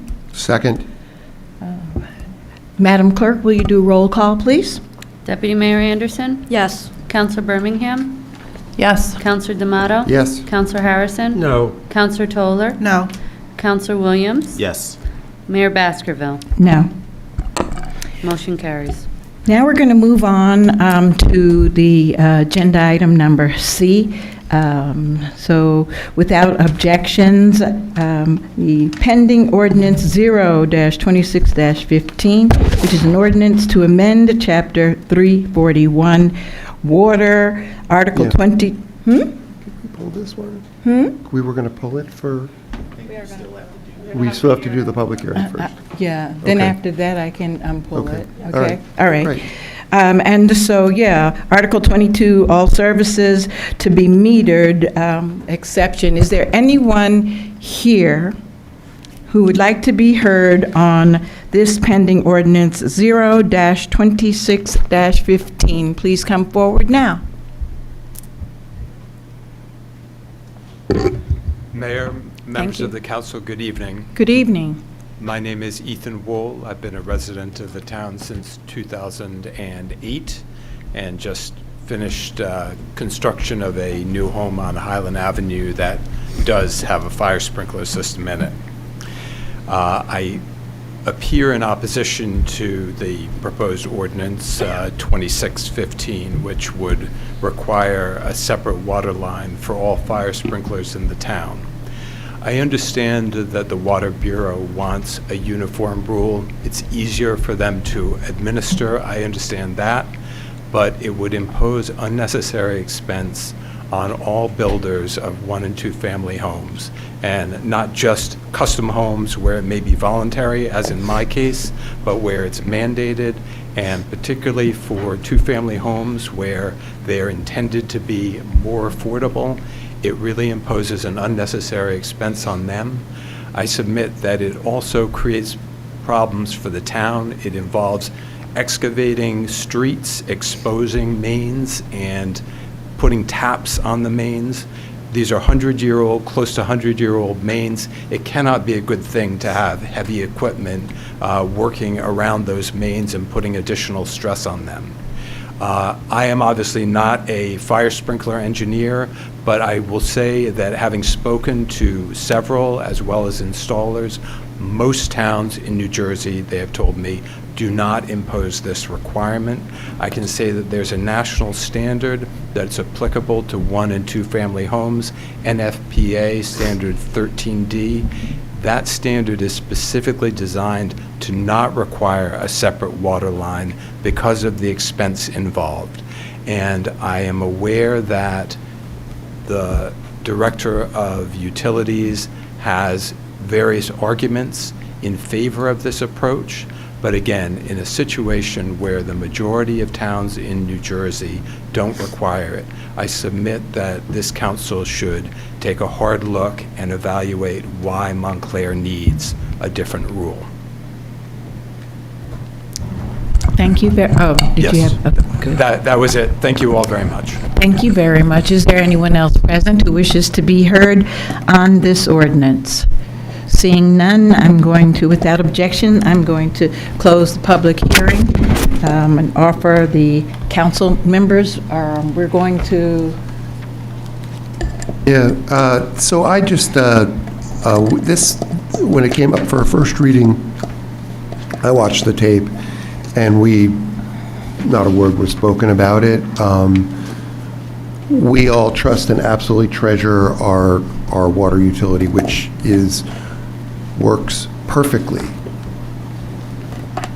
I've never, there's never been a day when my water hasn't run, and run with beautiful drinking water. So this is absolutely not about going against them. It is they're advocating for us going the extra mile on something, and that's great, that's fine. It's our job to just weigh that against other interests. And the other interests here are, as the resident said, do we want to make it uneconomical for a non-mandated structure? That is to say, somebody who's not by law required to have a fire sprinkler system to install one if they so choose. And do we want to make it always necessary to dig up the street and to hit those old lines? So I think that what I would like to see, there's no great need, there's not any sense that there are a lot of buildings doing this right now that are not mandated. And I would like to just pull it so that we can look at it and really just split the difference, if we can maybe find a way to have homeowners who want to do this indemnify the town for the very slight risks that may be involved in them doing this, and then we could bring it back a little bit later. If that's I'd be okay? in favor. I'd be in favor of that, Council. Sure, yeah, I would be in favor of pulling this. We've actually asked the Director of Utilities to join the next Facilities and Infrastructure Okay. Committee meeting to bring us up to speed on all things water. That will give us a chance to kind of digest what's expected, any other projects coming down the pike, et cetera, so we can at least have a better understanding of what this means for the town, for the residents, et cetera. So I'm okay with tabling this. Okay, I'm fine. we're good. Okay. Just when Madam we Clerk, do- we're going to table this until, we only have one meeting in June, right, and one meeting in July. Why don't we? So why what do you don't- wanna do, July Why don't we do meeting? July for there to be Yeah. good discussion? Okay, July. Thank you. All right, so we're moving right along, pending ordinance 0-2616. Ordinance amending Section 8 of Chapter 230, Parking Lots of the Code of the Township of Montclair, New Jersey, to revise the parking permit fees and related regulations. I'm going to open the public hearing without objections, and anyone that is here that wishes to be heard on this public hearing on this ordinance, please come forward. Mostly had a comment on the next one, but Okay. I think I didn't have time to study that one as much, but I'm Brian McClenahan, 23-year resident. I was wondering, is this the one where you're saying that we want to be able to change the rules so we can increase the fees without public? She's not talking into the mic. We can, oh, Got it? Okay. I'm sorry, I couldn't even hear what you were asking. Well, basically, I don't have that one in front of me. Is that the one where you're asking to be able to raise rates once a year without any public discourse? Yeah. I so do see that, yeah. I don't believe in that. I think the public should be able to speak. Yeah, that's, What line is that on? I think was the main thing of the, That was crossed out? But it was Maybe I'm crossed wrong. out. I don't understand, because it looks like that was crossed out. Madam Mayor, that's paragraph A on page 2, or page 1 of 2, paragraph A. maybe I'm just wrong, I'm sorry. We're focused on the next one. No, you're not. That's a lot. But I Cap- thought capital we letter. had. Can we wanted to withdraw? be- Okay. I good. thought some I'm sorry, wait a troublesome- minute. Counselor Birmingham? No, I think he's going to say what I was Okay, gonna say. Counselor Harrison? I thought some troublesome council member thought fees should be changed by ordinance and suggested that be the change instead of it seemingly just being changed willy-nilly, which is how it currently is worded. I'm not following yet. Someone help me. Well, please. So at the meeting where this was introduced, Counselor Harrison said he doesn't want it by resolution. He wanted it changed by ordinance because then you have time for the public to speak. But somehow that change did not get into this final draft. So it's supposed to say via an ordinance, I believe. That's my recollection Yeah. of what Okay. the intended change was as well. So it's just a typo. I misunderstood. No, you were saying the exact correct thing based on what what was published?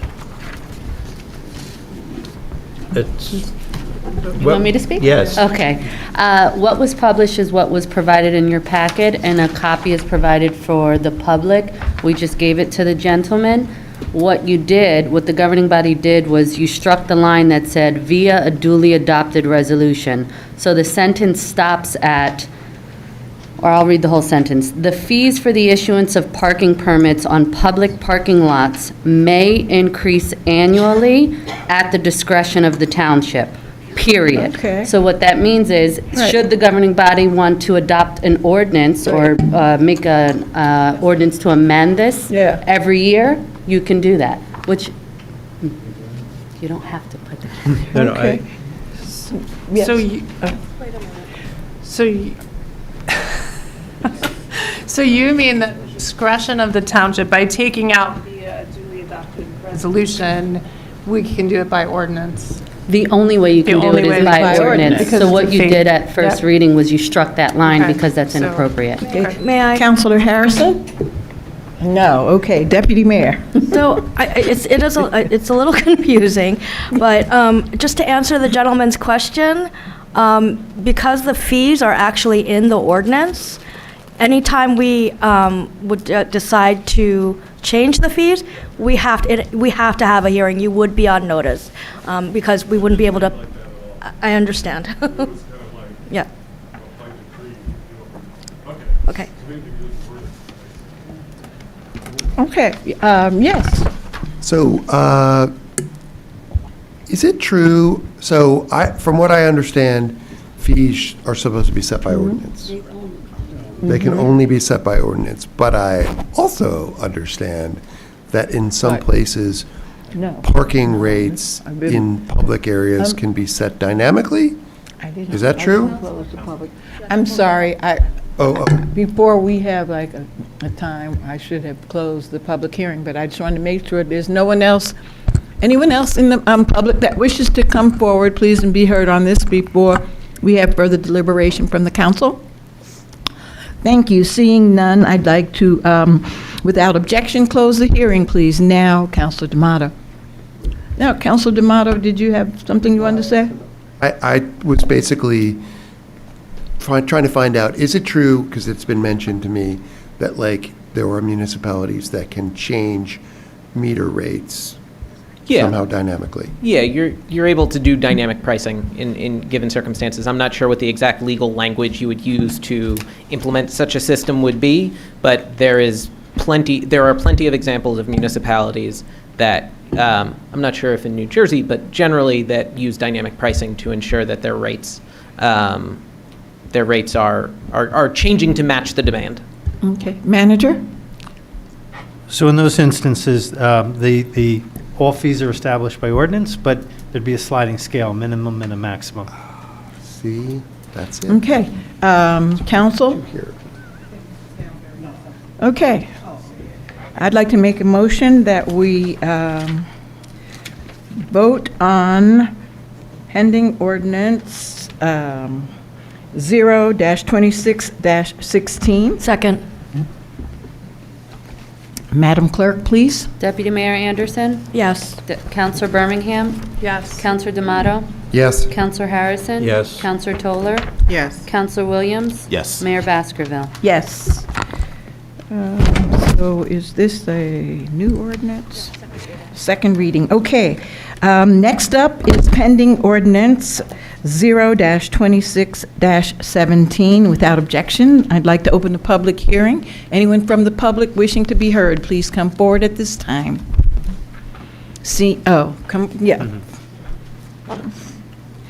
Hi, it's Brian again.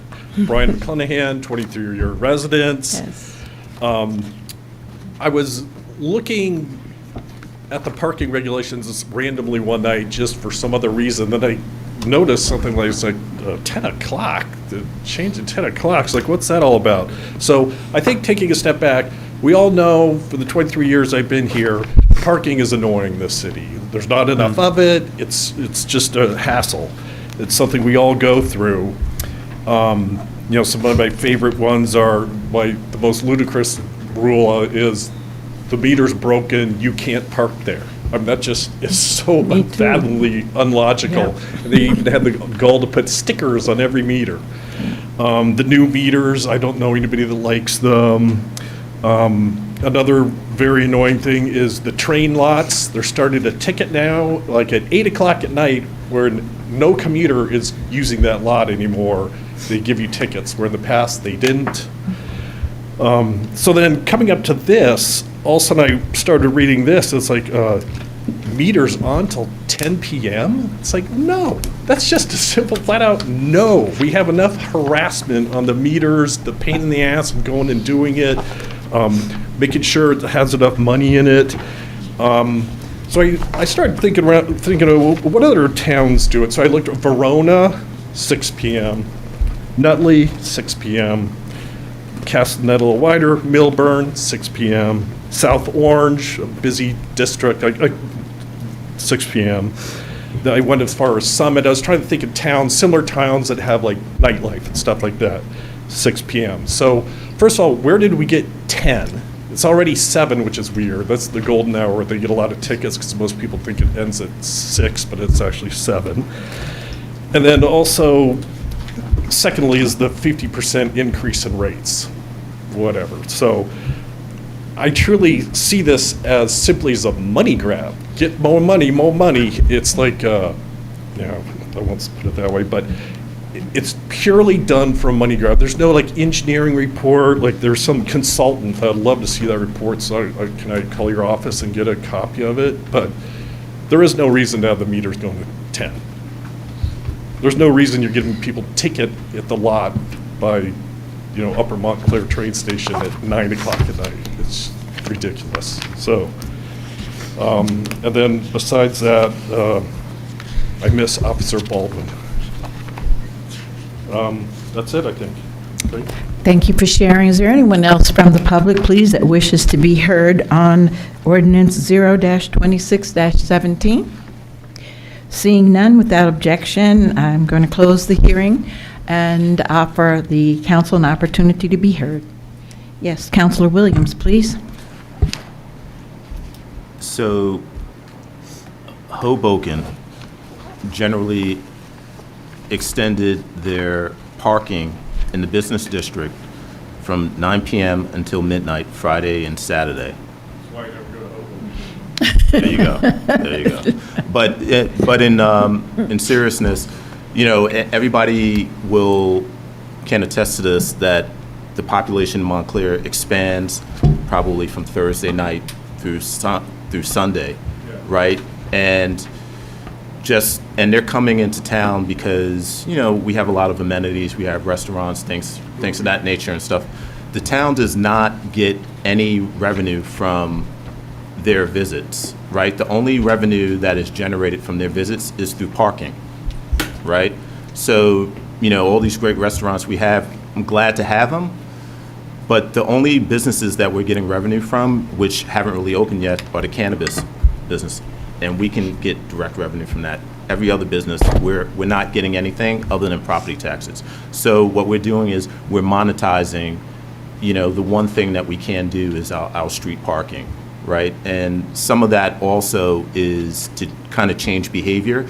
In the central business district, we want to divert people into the decks instead of parking on the street, and hopefully that will alleviate a lot of the traffic. So money grab, yes, there's some money, that was intentional, but also to change behavior as well. So. You're grabbing from Montclair residents. I'm sorry, they can't hear you there, and in this type of public hearing, once we close that, the preference is that this be the time for the council. We do respect that you came up and shared with us, and I'm appreciative. Not during this type of a situation. Any other council members, please? Councilor Toller? Sure, thank you. You're saying, I want to know, are we paying parking authority to stay on till 10 p.m.? Because if that's the case, whatever money we're supposed to generate from keeping the meters going till 10, we're kind of losing it if we're paying salaries. Is that what's going to happen? Parking authority's going to work until 10 p.m. to issue tickets? Okay. And the cost analysis, what cost analysis was done to show that this would verify an effective, cost increase, if you will? Because I too have heard from residents, just like this gentleman who said it was a money grab. Many residents are not happy with us trying to push this till 10 p.m. Because they feel that they're going to take the brunt of it. And I understand what you're saying about visitors and businesses. I would support this if this was identified to say Thursday, Friday, Saturday, but right now it says Monday through Saturday, which means Monday, Tuesday, Wednesday, and possibly Thursday, we're ticketing our residents. If we're trying to attract, if you said, the people that come into our restaurants, why don't we make this a weekend, Thursday, 10 Friday, p.m.? and Saturday. Just my thoughts. No. Councilor Williams? Yeah, sorry. So this, like with Sutherland and whatever, there's a bunch of different ordinances that we're going to bring up. So Monday through Saturday, this is just a parking increase here, but there's Yeah.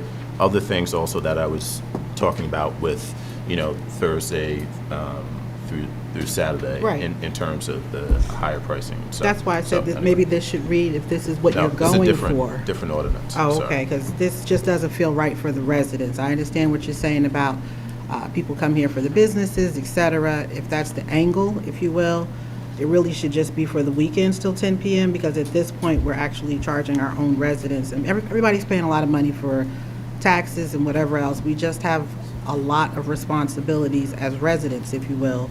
People are spending more money, and to me, this just doesn't seem fair. It's not a fair, and like I said, I wanted to know if any cost analysis or reports have been generated to verify the effectiveness of going till 10 p.m.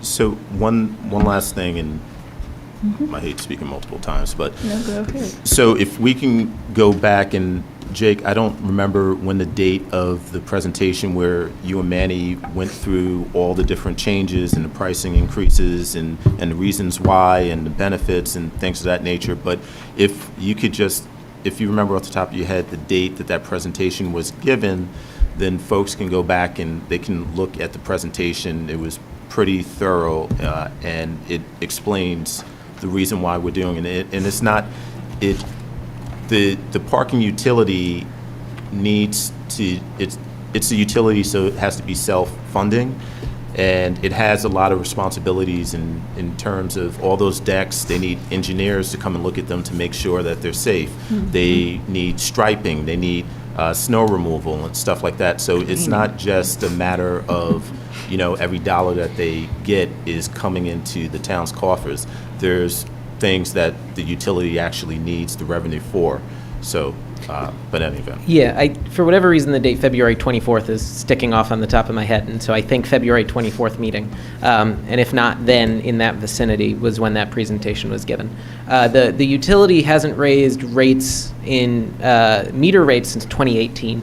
I think permit rates may have been a little bit after, but it's been a significant period of time since rates have gone up.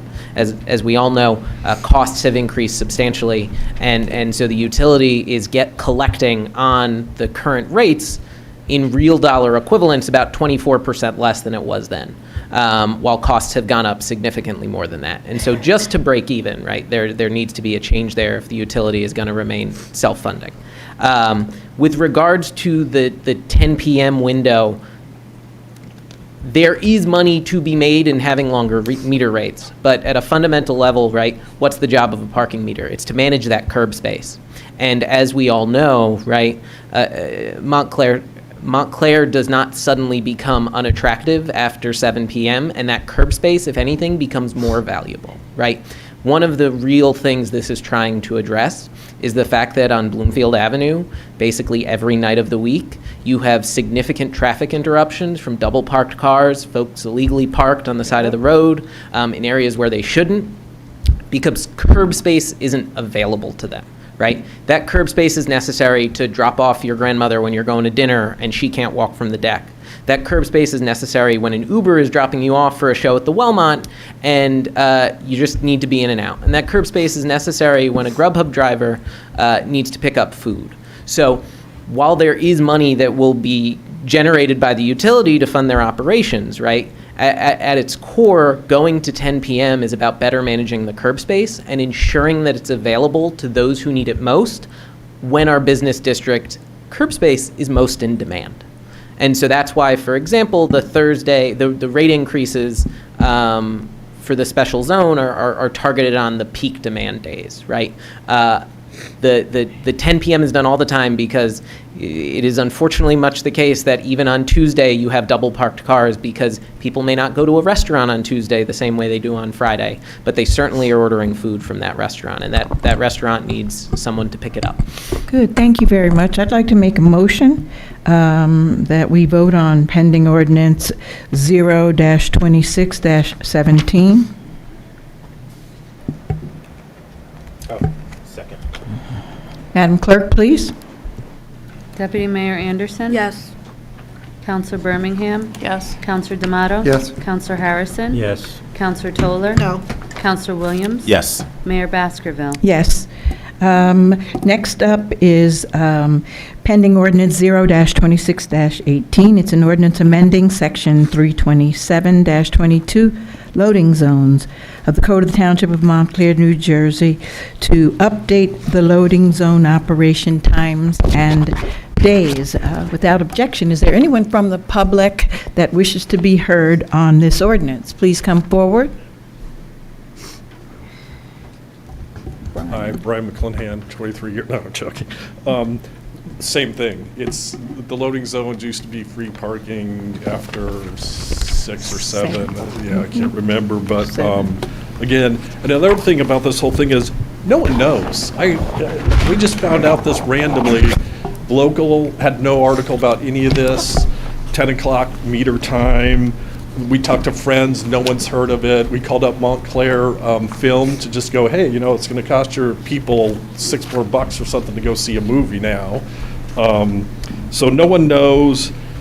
So again, the loading zone is just another annoyance. Maybe they could have resident tickets or stickers like you do at beach towns where you can, Montclair residents gets to park there free. I'd be happy with that. Then Jimmy Jam them all you want. Crank up the rates.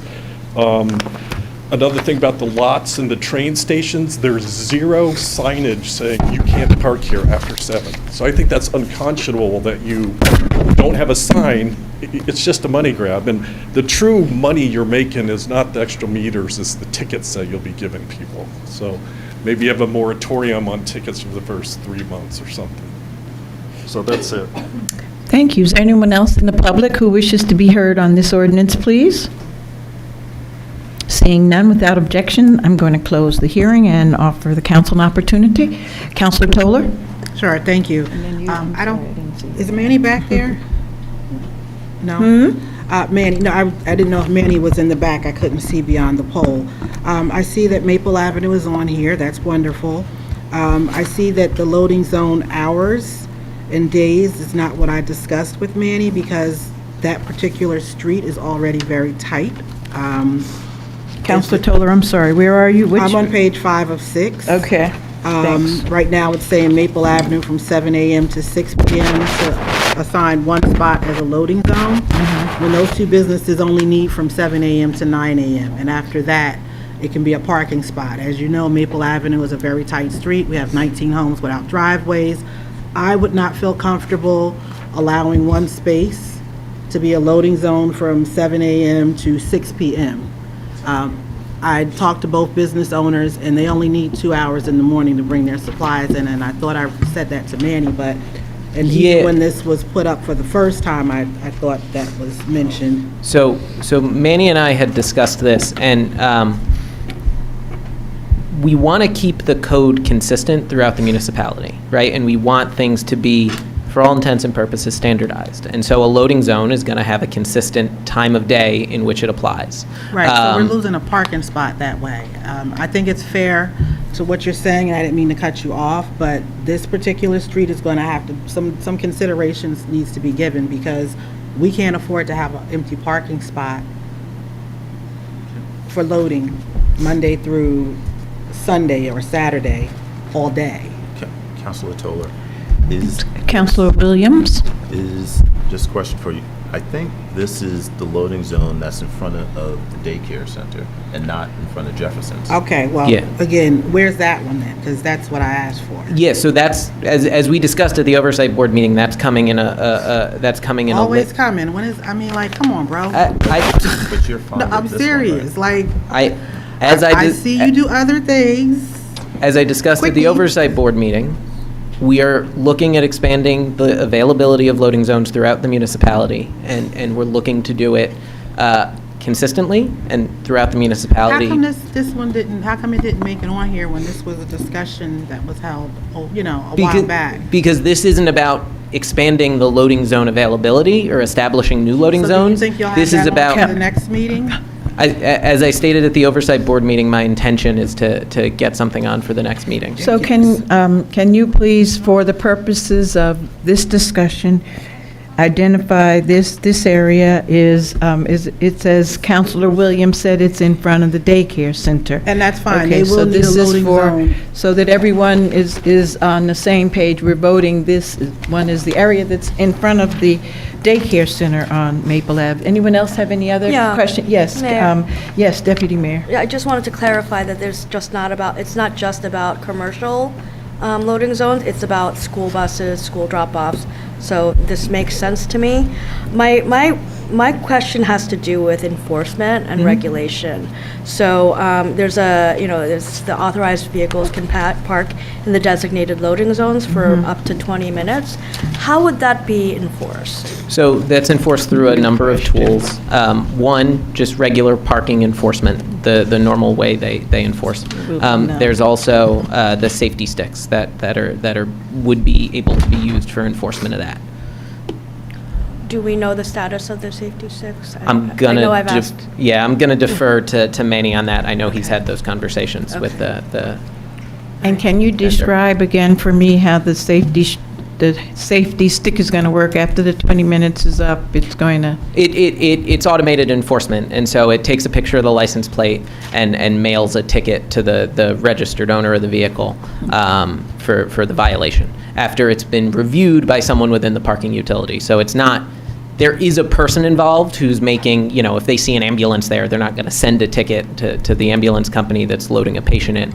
But, it's automated enforcement with the oversight by the utility. Good, thank you. No, I appreciate that, because I think as we do these different things, it's important that we say the things so that the public knows, what they mean too. So thank you very much. Council?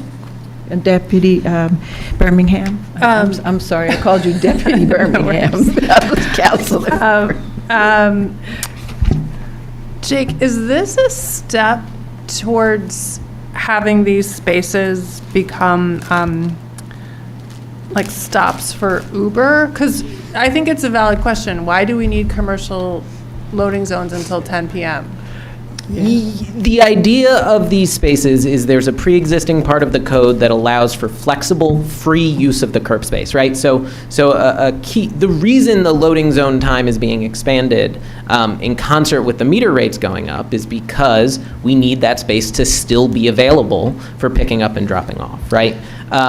It's not, it is, the idea behind it is that vehicles will be able to load and unload quickly, easily, and then continue on their way, right? Whether that's Uber Eats or someone dropping off grandma. So I guess that's the question, because I see this, like I've tried to get an Uber pick me up on Bloomfield Avenue, and the guy was like, I'm never coming back to Bloomfield Avenue because it was dangerous. Yeah. We also see a lot of double parking with Uber Eats, DoorDash. Like this is a new world. Like this is something that did not exist even 5 years ago, right? So this, where we say commercial, designated as commercial loading zones, will we have signage? Like I know, for example, Ridgewood has done this, where their commercial zones after 6 p.m. become 15-minute parking for this purpose. Is that, so till 10 p.m., is it designed for the DoorDash, that's what this is? I just want to be clear, because I don't know that we have people, like trucks unloading paint, but I do think we need to mark out space for the DoorDash drivers and the people picking up Uber people. Yeah, is that what this is? The intent of it is to allow for that flexible curb space, right? To allow people to pick up and drop off, Uber Eats, whatever it may be. It doesn't just have to be a box truck taking out Amazon packages or a truck unloading paint. Okay. And is this something that you can track as well, like with double parking? Is this something that you'll be able to kind of... Yeah, so I'll be able to work with Manny to understand how enforcement has occurred, right? Are they writing a lot of tickets, that sort of thing. Something like double parking, I can obviously get information on tickets written. I know one of the challenges with the double parking rules is that by the time you write a ticket, it is difficult to enforce double parking when someone is in the middle of a travel lane. And so I can also look at enforcement that's going on there and kind of track and see if we've seen improvement. But yeah, the idea is basically to keep the curb open for folks who need to make quick trips. Okay, and we could have signage to that? Yeah, for sure. Okay. Counselor Harrison? Okay. Several things with dealing with the way the ordinance is written. It clearly covers the DoorDash, Uber Eats pickups, because they are picking up from a merchant, and that ordinance says that. But it doesn't deal with Uber, Lyft picking up a person, because they're not doing that, and the ordinance then says no other person shall park a vehicle in a designated loading zone. And my understanding was we were trying to do both, and the ordinance doesn't do both. Both allow the DoorDash people, but they're picking up merchandise from a retail merchant, so they're clearly covered. But it doesn't deal with the Uber, because I don't think we're going to call a passenger merchandise. And so I'm concerned.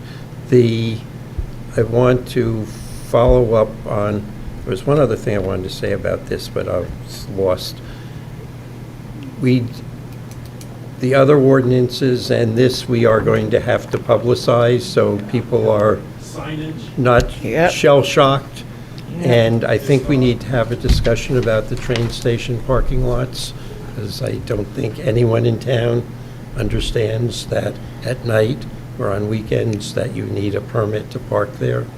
And I think I could, and not totally convinced the ordinance requires that, certainly during the day. And the permits, was curious, the permits used to read daytime, I forget the hours, then they read 24 hours, which surprised me, but there are very few commuters in the train station lots after 7, 8 o'clock at night, and certainly not on weekends, because the trains don't go there. And there are a hell of a lot of parking spaces there in the town that needs parking. Counselor D'Amato? Could you sum up again this bill in like one sentence? Just for people at home. Align loading zone hours with meter hours. Okay. So it makes sense, and stuff that's coming through it sort of makes sense. But I do think that, like Councilor Harrison was saying, we are prioritizing outbound deliveries from these spaces over the picking up of and dropping off of people using rideshare things, which very soon may be more, there may be more of it. And I guess we can fix that at a later date, but it seems to me that we didn't, like, this could have had a big, longer discussion. We all did vote yes on it on the first pass, but I think we have to have a discussion, a big one, about whether we want to be incentivizing more ghost kitchens and other things like that. The great people doing their work, and there's a demand for it, but this is incentivizing that commercial behavior, correct? I don't know that incentivizing is the word I would use, and I don't know that ghost kitchens is what I would describe Not ghost most. kitchens, restaurants. Yeah. Restaurants doing takeout, doing delivery, not because it's not people picking up their food. Well, 'Cause it you have could to- be, though. But only if you have a commercial plate. No? No. That's the thing. That's the one I thing don't that's a little bit confusing. Yeah, the is, like, ordinance is labeled commercial loading it zones. says very clearly Yeah. commercial, but we're Right. talking about DoorDash, which is not, nobody has a commercial plate Nobody has a for commercial that. plate. No. So that's a question, is like, is this going to be confusing? Well, So because I'm confused. the signage currently doesn't say commercial loading zone for the loading zones on Bloomfield Avenue. And so I think any signage that goes in would be consistent with that, right? The goal is not to restrict this to trucks delivering paint. To the question of kind of the broader conversation and the pickup and drop-off side of things, there also exists within the code the pickup and drop-off zones. Those have stricter 5-minute limits. And so more than happy to look at an expansion of those and incorporate those into the curb management we're looking to do. But I want to, as a tool for addressing the current demand, I think 5 minutes is a tight timeline, and it's going to lead to a lot more enforcement that is not necessarily the desired outcome, right? The best case scenario for these loading zones is that folks are in, folks are out, and they're on their way, and they never see a parking enforcement officer or get a ticket in the mail, right? Because the idea is that the curb space is open, available, free, and easy to use, right?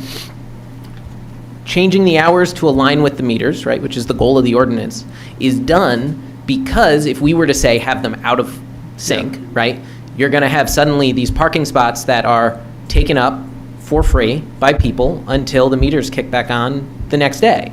And that goes against the goal of making sure that curb space is available and managed. And again, like free. There's a reason we want this to be free, because it's flexible, open, and allows for people in town to just come in, pick up what they want, drop off who they need to drop off, and continue on their way. Okay, Councilor Williams? Just very quickly, for people at home that were wondering when this presentation was, Jake was correct, it's February 24th, and if you watch the video online, at the 1 hour, 12-minute mark starts the presentation of the parking piece. So Great. Thank you so much for that, Councilor Williams. And also, thank you very much for all of the time and effort that you personally have put into helping us with this very, very difficult thing, the parking. I'd like to, oh, yep. Yes, no. I just need to, sorry about this. Okay. Because one of the things I do feel like we need is for retail, right? You want people to be able to say, I'm just going to stop here for 15 minutes, hop out, go to the toy store and pick up the birthday present and find a spot. Now, in this, it says designated commercial loading zones shall be utilized solely for the active delivery and receipt of goods and merchandise to or from retail merchants. So that would qualify. Yeah. But then in clause F, so you don't have to be a commercial, you can just say, I want a commercial product, and so I'm hopping out. Yeah. But then it says here, authorized vehicles may park in a designated loading zone for no longer than 20 minutes. And such vehicles shall display the vehicle's hazard warning lights while lawfully utilizing a loading zone. So in terms of quote-unquote authorized, being authorized, is there any anything official that needs to be done? You can just say, like, if I have my personal vehicle there, you can just say, I was just running in to get, and we won't have a problem with, like, people, like, stores who want their box truck to come in. You know what I'm saying? Like, yeah. I don't foresee a significant issue, as most businesses receive deliveries at times of day that are disconnected from when the other demand for this curb space is highest, right? And part of that is in response to the fact that curb space demand is higher in the evenings. And so I don't foresee that causing a problem. Beyond that, right, most of the loading zones are pretty substantial, and so you could still have a vehicle or two in them and still be able to do commercial deliveries. And then beyond that, the number of deliveries that are conducted by the largest vehicles is relatively limited. There are many, but it's not all 18-wheelers. Yes, Councilor Tola? Sure, thank you. Just to piggyback off of what Councilor Birmingham was asking, we already have an ordinance, if I'm not mistaken, for deliveries for businesses, for trucks. I think the issue is the trucks wish to just pull up to the door. For example, the Valley Mart on Valley Road, which used to be Quick Check, they pull into the parking lot when the ordinance says they're supposed to unload and walk it in from Van Vleck. So what we need is more enforcement to make sure that when deliveries are coming in by these trucks, that they're following our ordinance. So I don't know if that's something you built into this, if you think it's going to work properly. Do we need to look at what we have as an ordinance already for delivery trucks? Because there is one on the books. I'll look into the ordinance for delivery on I guess private property, because if they're supposed to, well, but if they're not supposed to be pulling into the parking lot, and they're supposed to be delivering from Van Vleck. That's just, I'm not familiar with that particular challenge, Yeah, they're supposed to walk it in, and I would imagine many of the other businesses in town, there are assigned streets already in our ordinance on the books where trucks are supposed to park, unload, and walk those items into the store. So if this is something that you're trying to do, to say that delivery trucks can just pull up and unload and go into the store, you might want to research and see what ordinances we already have on the books for delivery trucks. Yeah, and to be clear, this is for, the purpose of this is to align the times with the meters, right? And so happy to look into better ways to manage loading and unloading generally. Happy to consult with the planning department and make sure that we have an understanding of what the requirements they put on for loading and unloading at the planning board, for example, because all of this kind of connects. And so happy to further explore. And then you probably need to talk to enforcement too. Oh, for sure. You know, that truck pulls in on Valley Road and they're definitely supposed to unload on Van Vleck. Yeah. But of course, again, people just want to pull right up to the door. I get that, but we have to make sure that they're following our ordinances. I guess I may not have been understanding. So you're saying they're unloading You on mentioned Valley that part of your Road? defense for this was for delivery trucks to pull in and park Right. and unload, and I'm saying that this shouldn't be part of the defense of this because we have something on the books already for trucks to unload and walk the stuff to the door. That's all I'm saying. I just want to make sure I'm understanding, is the concern that they are parking on Valley Road and delivering when they should be delivering from They Van park on Vleck? Valley Or that Road. they're parking in the parking lot They're for doing the? both. They're Okay. doing both. They're doing both. Okay. And that's just one establishment that I can Gotcha. refer to. So I'm sure there are others where trucks are supposed to park on another street and literally walk those things in on a hand truck to the business. So that's an enforcement issue, and it's also something you should probably look at to see what streets are assigned for trucks to make their deliveries. Sure. Okay, I'd shouldn't be like a to. defense for this. Whoops, I'd like to That's make what a I'm saying. motion, please, that we vote on pending ordinance 0-26-18. Second. Ordinance to update the loading zone operating times and days. Second. Madam Clerk? Deputy Mayor Anderson, Yes. Counselor Birmingham, Yes, but I really would like to make sure we figure out the right signage for this so they're used. Certainly. Yeah. Counselor D'Amato, Yes, and ditto on what you said. Counselor Harrison, Yes, same comment. Counselor Toller, Yes, and please have the ordinance ready for the next meeting. Thank you. Counselor Williams, Yes. Mayor Baskerville. Yes, and the same comment as Dr. Birmingham. Okay, moving right ahead, please, we're going to go to agenda item G, pending ordinance 0-26-19, ordinance amending section 327-15 overnight parking, Code of Township of Montclair, New Jersey, to update the overnight parking permitted streets, and the street that we'll be discussing this evening is Warman Street. Are there members of the public who wish to be heard? I'm going to open the public hearing without any type of objection. No, seeing, yes, no? No. Brian, no? Okay, all right. Seeing none, I'm going to close the public hearing without objection and offer the council an opportunity. Council members? Seeing none, I'm sorry. Sorry, I just want to say that I'm supportive of this. This is a very small street. There's a lot of multifamily homes. Excuse me. But just want to remind people that if this does pass, that the residents would still have to get permits. Thank you. I'd like to make a motion that we vote on the pending ordinance 0-26-19 regarding overnight parking on Warman. Anyone? Second. Okay. Madam Clerk, please. Deputy Mayor Anderson, Yes. Counselor Birmingham, Yes. Counselor D'Amato, Yes. Counselor Harrison, Yes. Counselor Toller, Yes. Counselor Williams, Yes. Mayor Baskerville. Yes, and our final pending ordinance for this evening is the pending ordinance 0-26-20. It's an ordinance amending Article 2, Rent and Fees, Chapter 234, Parks and Playgrounds of the Code of the Township of Montclair, New Jersey, to revise the swimming pool permit fees and related regulations. Without any objections, I'd like to invite members of the public that wish to be heard on this. Please come forward at this time. Seeing none, I'm going to close the hearing and offer the township an opportunity. Seeing none, I'd like to move Ordinance O-26-20. Madam Clerk? Mayor Anderson? Yes. Counselor Birmingham? Yes. Counselor D'Amato? Yes. Counselor Harrison? Yes. Counselor Toller? Yes. Counselor Williams? Yes. Mayor Baskerville? Yes, thank you. Counselor D'Amato, please.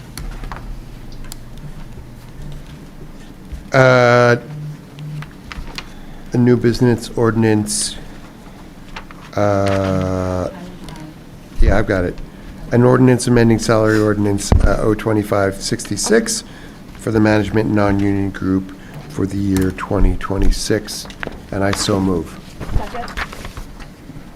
Discussion, council?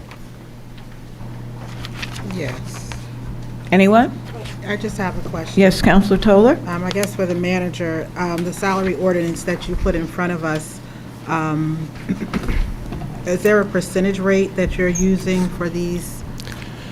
So And the last time this was implemented, if, when was the last time people got an increase?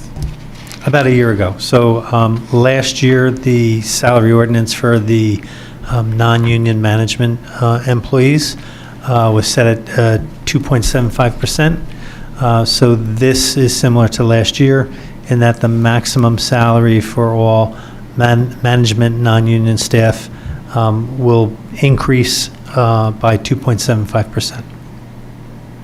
It sets a pattern for negotiations with other bargaining units. Thank you. Anyone else?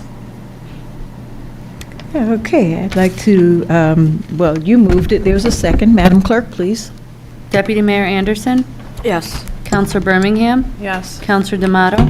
Yes. Counselor Harrison? Yes. Counselor Toller? Yes. Counselor Williams? Yes. Mayor Baskerville? Yes, thank you. Counselor Birmingham, please.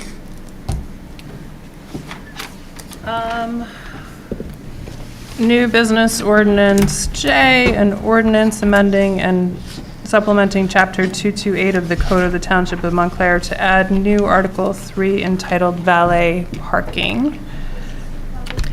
And I so move. I'm sorry, which one is that? Oh, It's we the have, valet that's parking. on this paper. Oh, We don't, but we have an explanation. oh, Yeah, basically, the township doesn't currently have any real rules or regulations governing valet parking. The idea is to create a structure that allows for the application and allows for businesses that seek valet parking to apply for permission to do so and provide the documents and evidence and support we need to ensure that the operations of that valet parking doesn't negatively impact the community, neighboring businesses, et cetera, and that it doesn't impact street safety and that the benefits outweigh whatever detriments may come from it.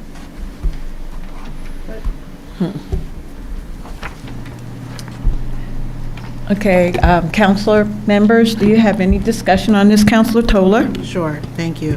The valet parking, you said businesses would put in an application to kind of state their claim as to why they need valet parking. Who will be reviewing those applications to make those determinations? The Department of Complete Streets.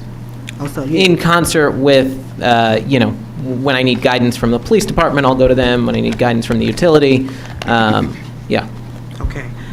So we currently don't have any places for residents to park now, technically. We've heard from residents in the past about valet parking, the issues that it causes on some neighborhoods and blocks, et cetera.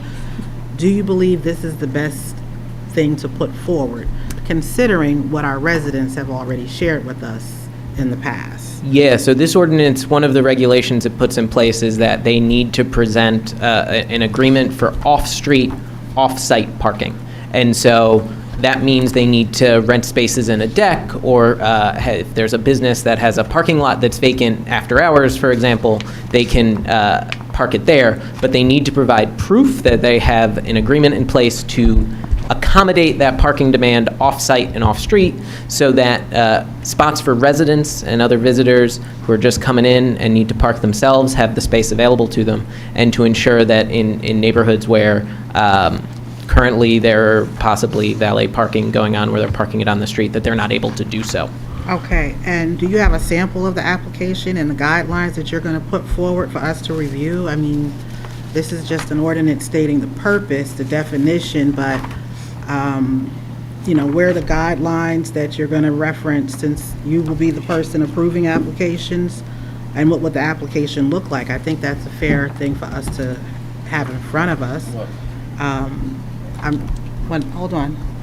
Again, I just don't think this is a good look or a good idea, because you're saying an empty parking lot, but we just want to pass something where people can park till 10. So are they empty or are they full?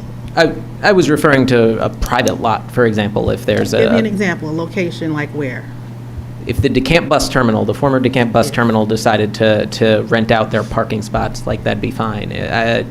Chase Bank on North Fullerton leases out its parking spots to an operator after hours.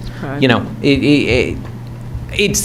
not like, it needs to be off-site, it needs to be off-street, and so there's any number of ways a business could figure that out. Okay, well, if you have something prepared, if you could email it to me. I don't know if the full council wants to see it, but I would like to see these off-site areas that you're referencing that a business could put in an application for approval.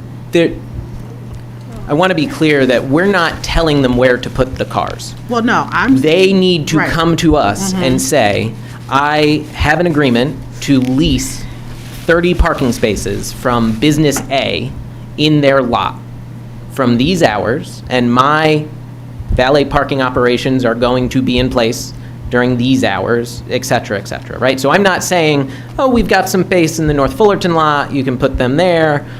We've got some space in the Orange Road deck, you can put them there. It's for the So there's a business good to chance- provide to the township where they are going to be parking those So vehicles. there's a good chance you'll be denying a lot of applications then. There's a good chance, right? I will ensure that the Put ordinance applications, in front of us. I'm looking for all the information now, so.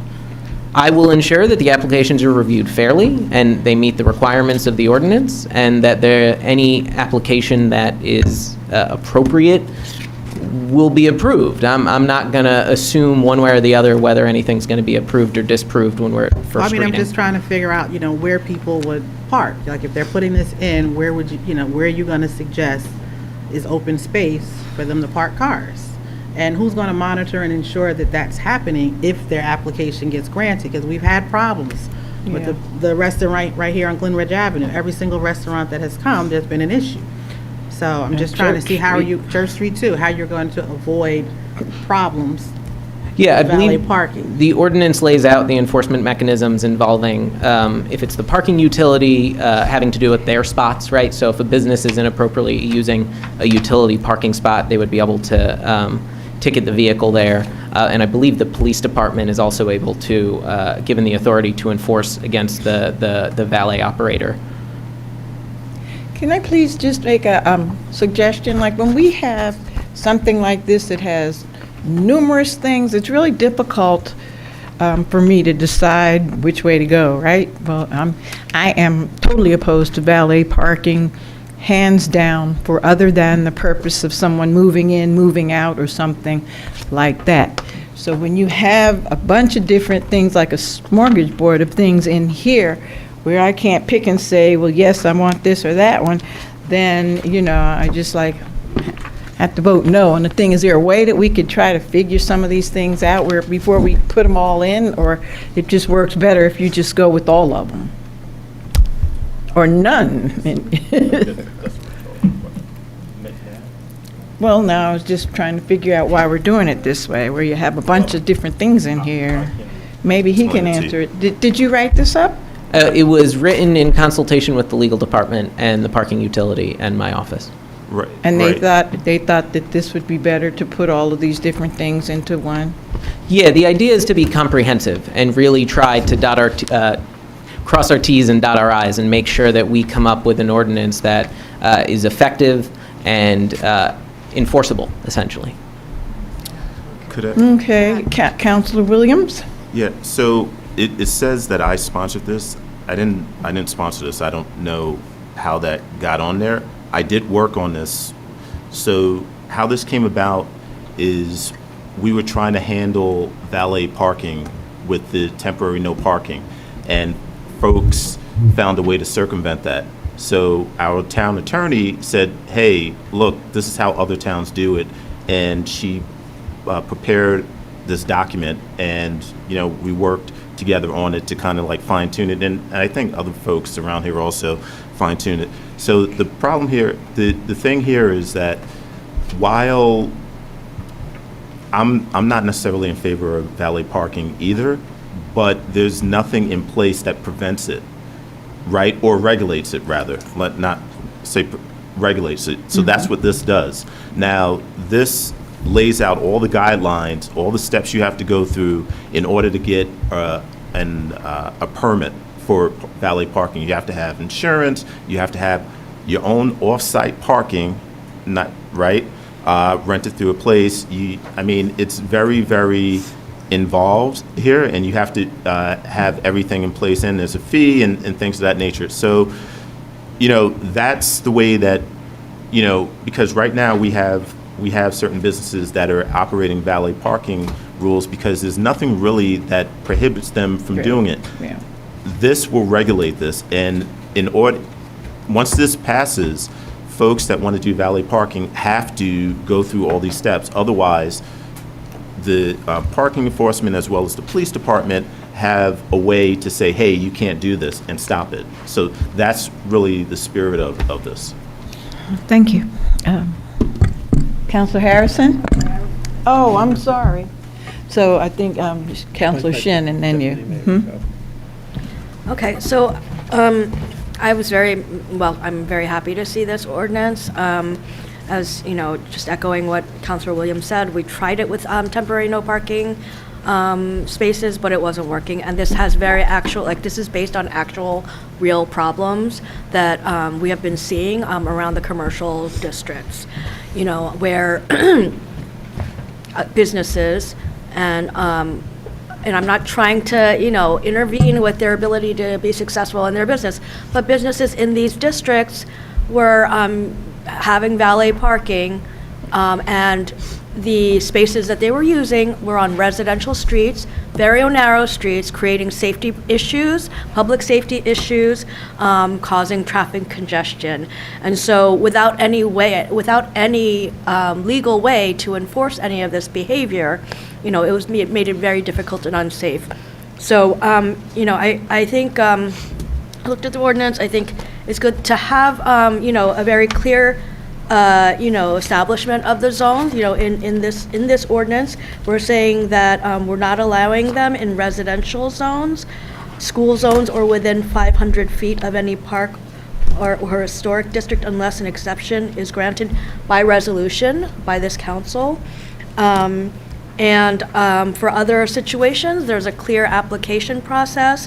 Section 228-19 clearly sets out what's required for a license to be issued, right? And I would expect any application to have sort of a checklist to make sure that all of this is in place. There are fees, right? Application fees and an annual renewal fee. So I think this is a really positive first step. We'll have to see, if there are, but without any sort of regulation, there's nothing to enforce. So I'm in favor of moving forward with this. Thank you. Counselor Harrison? We have a simple other solution of banning valet parking, which is what I think we should do. There it is. And let me go through the reasons for that. This is taking parking spaces that would otherwise be available to the public and benefiting them exclusively for a business that does this. And the camp isn't being used because it's too far away, but the other available lots downtown, the one by Pease and the lot next to it, close to Bloomfield Avenue, the Chase lot, the car repair on Park Street, they're all being rented out now for parking. If one of these businesses comes and says, we want to take 20 spaces, because that's what we estimate our demand to be, those are no longer available to the public as they are now, and that's going to reduce the demand because they, based on how the ordinance is set up, are going to have to go for what their anticipated maximum demand for those parking spaces is, which means a lot of the time they're not going to be using those spaces, but they're reserved for them because they have to be available. I think this is going to disadvantage the other businesses that don't have the wherewithal to set up valet parking, because there are going to be less parking spaces available for their customers, for their employees, and I just don't see a justification for our allowing valet parking. And the assumption that magically that they're all going to follow the ordinance when they have a convenient parking space on Forest Street to use, and that we're going to have magic enforcement when every weekend downtown, every available illegal space is being parked in. Yeah. Too close to the corner, no parking. That stretch on Park between Montague and Portland, where there are 2 available parking spaces. It is parked from one end to the other every weekend, and to expect that magically we would enforce this to keep people where they are is totally unrealistic. But my main point is, this is advantaging some businesses to guarantee them parking at the expense of other businesses, and I don't think that's appropriate, and we should simply not allow valet parking. But Councilor Birmingham? I'm not, okay, so right now, we have restaurants in town that are, people will go and they're spending $1,000, easy, right? One, we're saying we should give them free parking. That's one argument that's being made tonight. But another is that if those people are going to, let's say that they're going to pull up to a restaurant where they're ready to spend X amount of dollars, there's a valet service there that we would then require that restaurant to have them park off the street. Like, as a condition of that valet parking, they're not going to park on Forest Street. They're going to have to park, that valet service has to park that car off the street. So they're taking that spot, and Chase parking lot where they're charging $30 a head, I don't frankly care if they're like not getting all that money, when our Midtown deck is never really full, like which is sitting right there. So I guess with all of the constraints here that are put here, I mean, you're telling people they have to do a traffic study to have valet parking, and we already know valet parking is happening in a very limited number of places. So I think that the number of restaurants that will increase their valet parking based on this ordinance will be 0. I don't see this like making a lot of restaurants want to have valet parking if they don't already. They have to have 75% of other businesses around them No, it's agree. property owners, not businesses. A big Yeah, difference. okay, fine, property owners, but they have to get this support. But in other words, like, all these people who will otherwise be parking on the street, taking parking spots from other people, I don't get why, like, the valet, having them park off-street. There are some spots lost because of ramping, right? Like, they have to have some, is it 3 spots? Is that the limit? I believe it's 2. 2? Yeah. Okay. Because I think net, when we talk about, because right now, we're hearing all the people on Forest Street, like, people are parking there. And the valet cars are parking there. So you're saying that we would be saying you can't park on the street, you have to park in a private lot. Right, and if we saw people not complying, right, the ordinance allows for us to take away the license to do so, and allows us they're violating the rules, they don't get to keep doing the thing.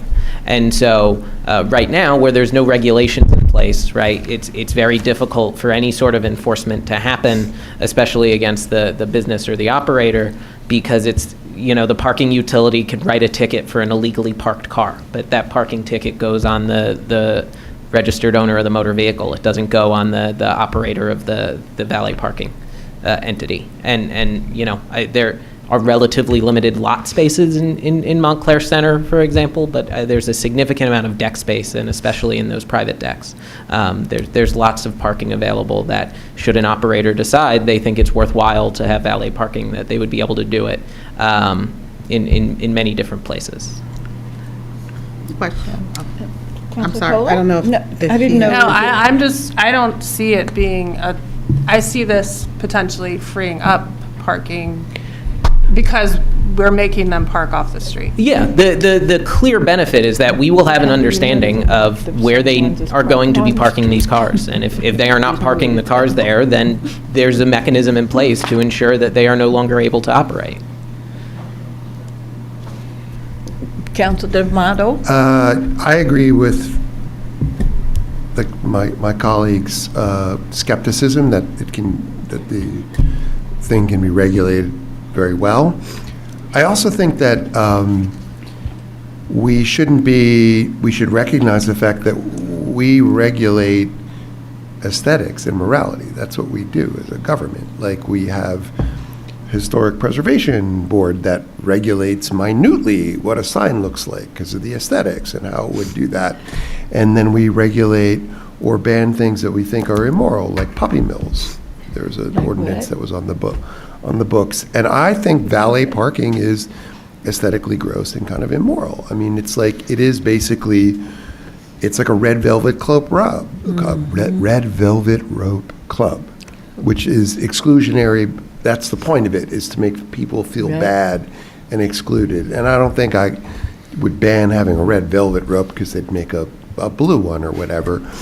But I don't think we should be incentivizing or we should be making it very difficult, if not impossible, for people to do this. I know in the past we've actually mandated it, including on Glen Ridge Avenue before the deck was there. We told business owners, to get in their site plan approval that they had to have a valet parking plan. So we need to be realistic that, we were enabling it. But I don't see any reason really, world's smallest violin, if we just say we don't do valet parking. Like, that's not our jam. Like, there's a beautiful deck, park your car. The car will park itself eventually, and ride a bike, ride your skateboard. I don't know. It does. I'm against the whole thing. I'm with the mayor. Like, just. I'd like to, I just wanted to ask one question. I'm not for this. Like Councilor D'Amato said, we should be encouraging people to use our parking decks, especially if we're raising the rates, right? Well, so It was a joke. okay, because the decks are not going up. Okay. I want to be clear, and that was intentional. And then I just wanted to know, had you done any looking or investigating, if you will, on the enforcement of tickets that have been issued, for people parking in areas where they shouldn't have? So to offer valet parking, you should be able to say to us, I've talked to Parking Authority, and they've issued X number of tickets on Church Street, and it generated this amount of revenue, so we absolutely must have valet parking. So if there are no numbers there to compare this to, we have to think about our residents. They are priority. While I understand many businesses want to come here because we're Montclair, destination with glitter, we have to have people park in our decks. And do we know if, say, their application does get approved, if this ordinance gets approved, are they going to be charging customers for valet parking, and who gets that money? Or is that going to be a portion of your application where they say they can't charge because they're doing it now on Church Street? So I'll answer the question or address the question about. No, please don't. I'd like to call a vote on here. And I'd like to call a vote for this, what is this one? This is, item J. I'd like to call the vote for item J, please, which is in the ordinance amending and supplementing Chapter 228 of the Code of the Township of Montclair, new Article 3 entitled Valet Parking. Mayor, one quick thing before you close. I don't want to keep giving one quick things, because you all tell me I got to move these things, and once And everybody's had a chance. I'm the main culprit Right, saying you're the move it main along, one that Mayor. gets me every night. Yep. So, So is there a just- second on that? I called for a vote. Okay, Madam Clerk, please. No, we called a Deputy vote. Mayor Anderson, Yes. Counselor Birmingham, Yes. Counselor D'Amato, Abstain. Counselor Harrison, No. Counselor Toller. No. Counselor Williams. By voting this down, you're leaving everything exactly the way it Yeah. is, unregulated. I mean- So I just want to point that out. Yes. Mayor Baskerville. No. And we should create The something motion's to regulate defeated. it better than this here. Okay, and so, yeah. We're going on to the next one, please, to item K. Is that you, Your Honor? Thank you. That is the most ridiculous. This is an ordinance to repeal and replace ordinance 0-25-63, removing from Chapter 327 Vehicles and Traffic and establishing a new Article 2 in Chapter 228 for parking for sale and use of temporary no parking signs. I so move. Second, discussion, please? Any discussion on that? Okay, seeing none, Madam Clerk? Deputy Mayor Anderson, HIJK. Yes. Counselor Birmingham, Senior K, I don't Yes. have one. Counselor D'Amato, Yes. Counselor Harrison, Yes. Counselor Toller, Yes. Counselor Williams, Yes. Mayor Baskerville. Sale of temporary no parking sign. This is K? Yes. Thank you. Thank you. Now we're going to move on to consent. Do we need to take a break, or we're okay to go ahead? You want a 5-minute break? Let's check with Council Williams. Are we okay to take a break, sir? Nah, let's keep going. Okay. Okay, we're going to continue with the consent agenda, please. Do people have things that they want to pull off of there? Please let me know now. I don't have any questions. Nothing on the bills list, Councilor Not Toller? one. Okay. Maybe And somebody else three. does. Number 3, okay. So far, we have number 3. Anything else? We might get that. Okay. Number 3 So- is coming off, right? Number 3 is coming off, okay. Please, Well, we have the Michael consent here. agenda. I think I'll pull number 6 just because I see Michael is here and someone may have a question. Please, Okay. Thank you. All right. I'd like to move all of the rest of the items on the consent agenda except for number 3 and number 6. Second. Okay, Madam Clerk? Deputy Mayor Anderson, Yes. Counselor Birmingham, Yes. Counselor D'Amato, Yes. Counselor Harrison. Yes. Counselor Toller. Yes. Counselor Williams, Yes. Mayor Baskerville. Yes, thank you. Okay, let's have the discussion on number 3, please. Councilor Toller? Sure. This is a resolution establishing the designation of the Annual Municipal Events. And I guess my first question is, I'm not sure who put this resolution up, because there are a few committees or organizations missing from it that I would like to include for consideration. Yeah, I think we should pull this. We'll pull this. Pull it I and agree table to it. pull Just it, right? table it. Tomato? Okay, well, Yes. can I just say Pull which tomato? ones they are? Because I don't know who put this up, and... It says the Department of Recreation and Cultural Affairs. Oh, okay, because the MLK Scholarship Committee is a township committee. That should be on here as well.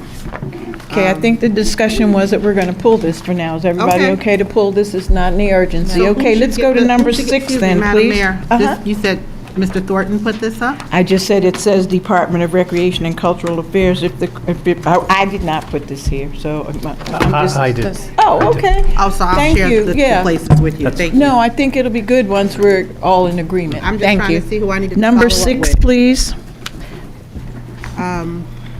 This is a resolution authorizing change order number 2 and final closeout of contract with Spinello Companies for the 2025 Sanitary Sewer Rehabilitation Project, bid number 2425. And again, I only pulled this because I saw Mr. Primavera here in the audience, and, you know, he's going to sleep. So I don't know if any counselors had any questions. I did not, but I figured I'd give him his 2 minutes if he wanted to speak on it, since he stayed with us. this long.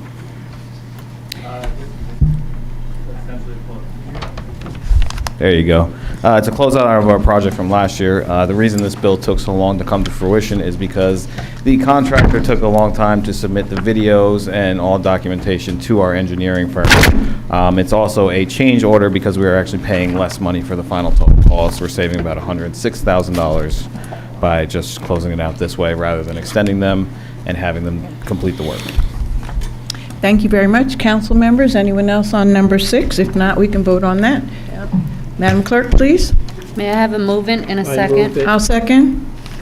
Deputy Mayor Anderson, Yes. Counselor Birmingham, Yes. Counselor D'Amato, Yes. Counselor Harrison. Yes. Counselor Toller, Yes. Counselor Williams. Yes. Mayor Baskerville. Yes, and before I move to adjourn, I'd just like to let everyone know I'm really excited to announce that our Deputy Mayor, Susan Chin Anderson, will be honored tomorrow by Essex County for her amazing work in government for not just the Township of Montclair, but beyond. They are recognizing her for AAPI month. I guess it's AAPI month. So yeah, let's give it up for Deputy Mayor. Deputy Mayor. If you guys would like to go cheer her on and take pictures, I think we begin at 6. It's at 6, and there are 2 other honorees. There's a student group. And we is talking about our girl. Okay, so I'd like to make a motion to adjourn, please. All right, have a good one. Thank you. Oh, all in favor? Aye. Any opposed? Look, the lights out, sorry.